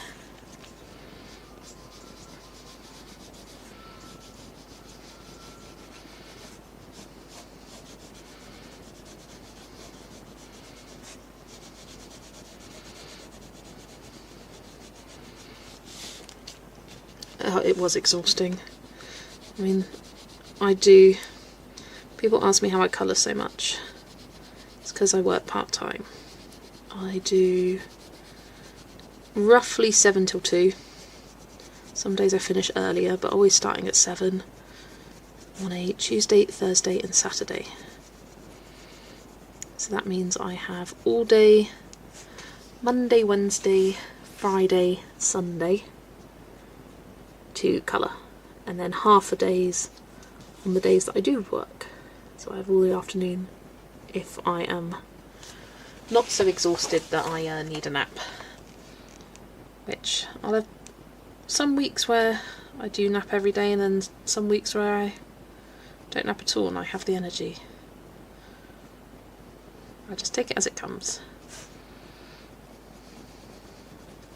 I would like to get to a point where I'm working 4-5 days a week, but I know I'm just not there yet. Yeah, I was doing evening shifts, so I was doing a Tuesday evening every week, and I found that was really tiring me out. And so I switched to just doing mornings now, and that's been going for about 2 months now, and that's been working a lot better for me. And yeah, before that I was doing all day Tuesday, all day Saturday, and then just Thursday morning.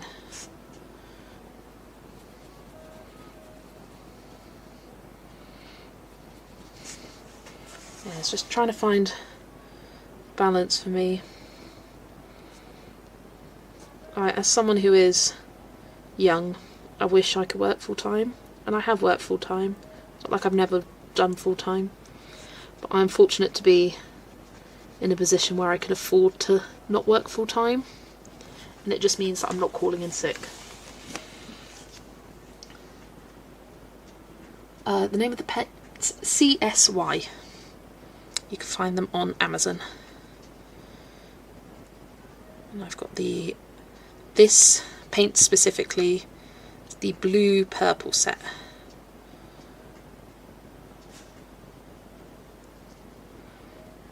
If you need help finding the specific one, feel free to DM me and I'll try and find a link, or at least the name of the sets, because they don't actually put it on the box.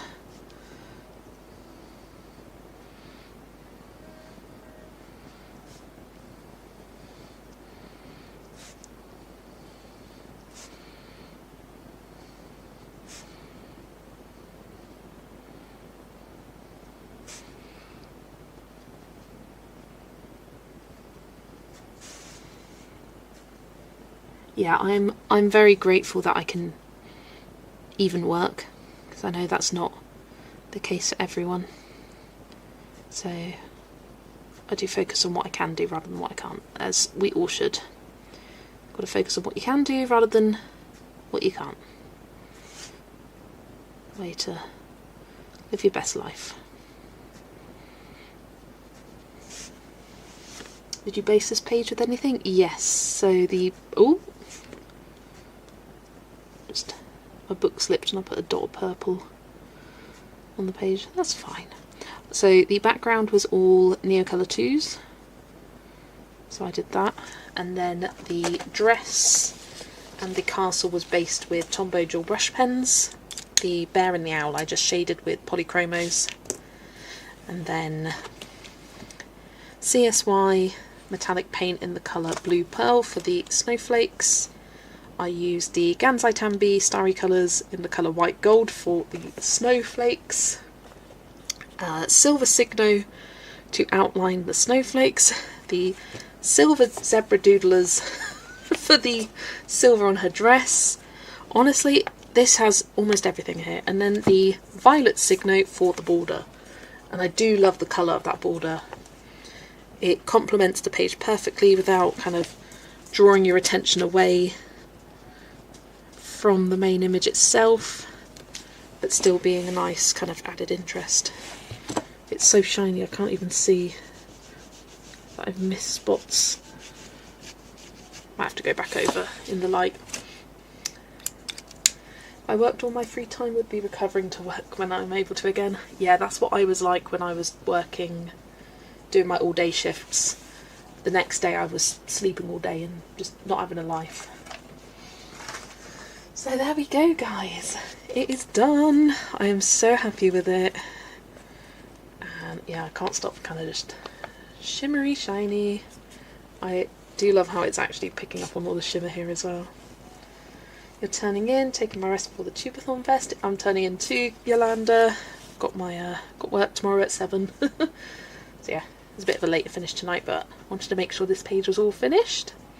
So thank you so much for joining me.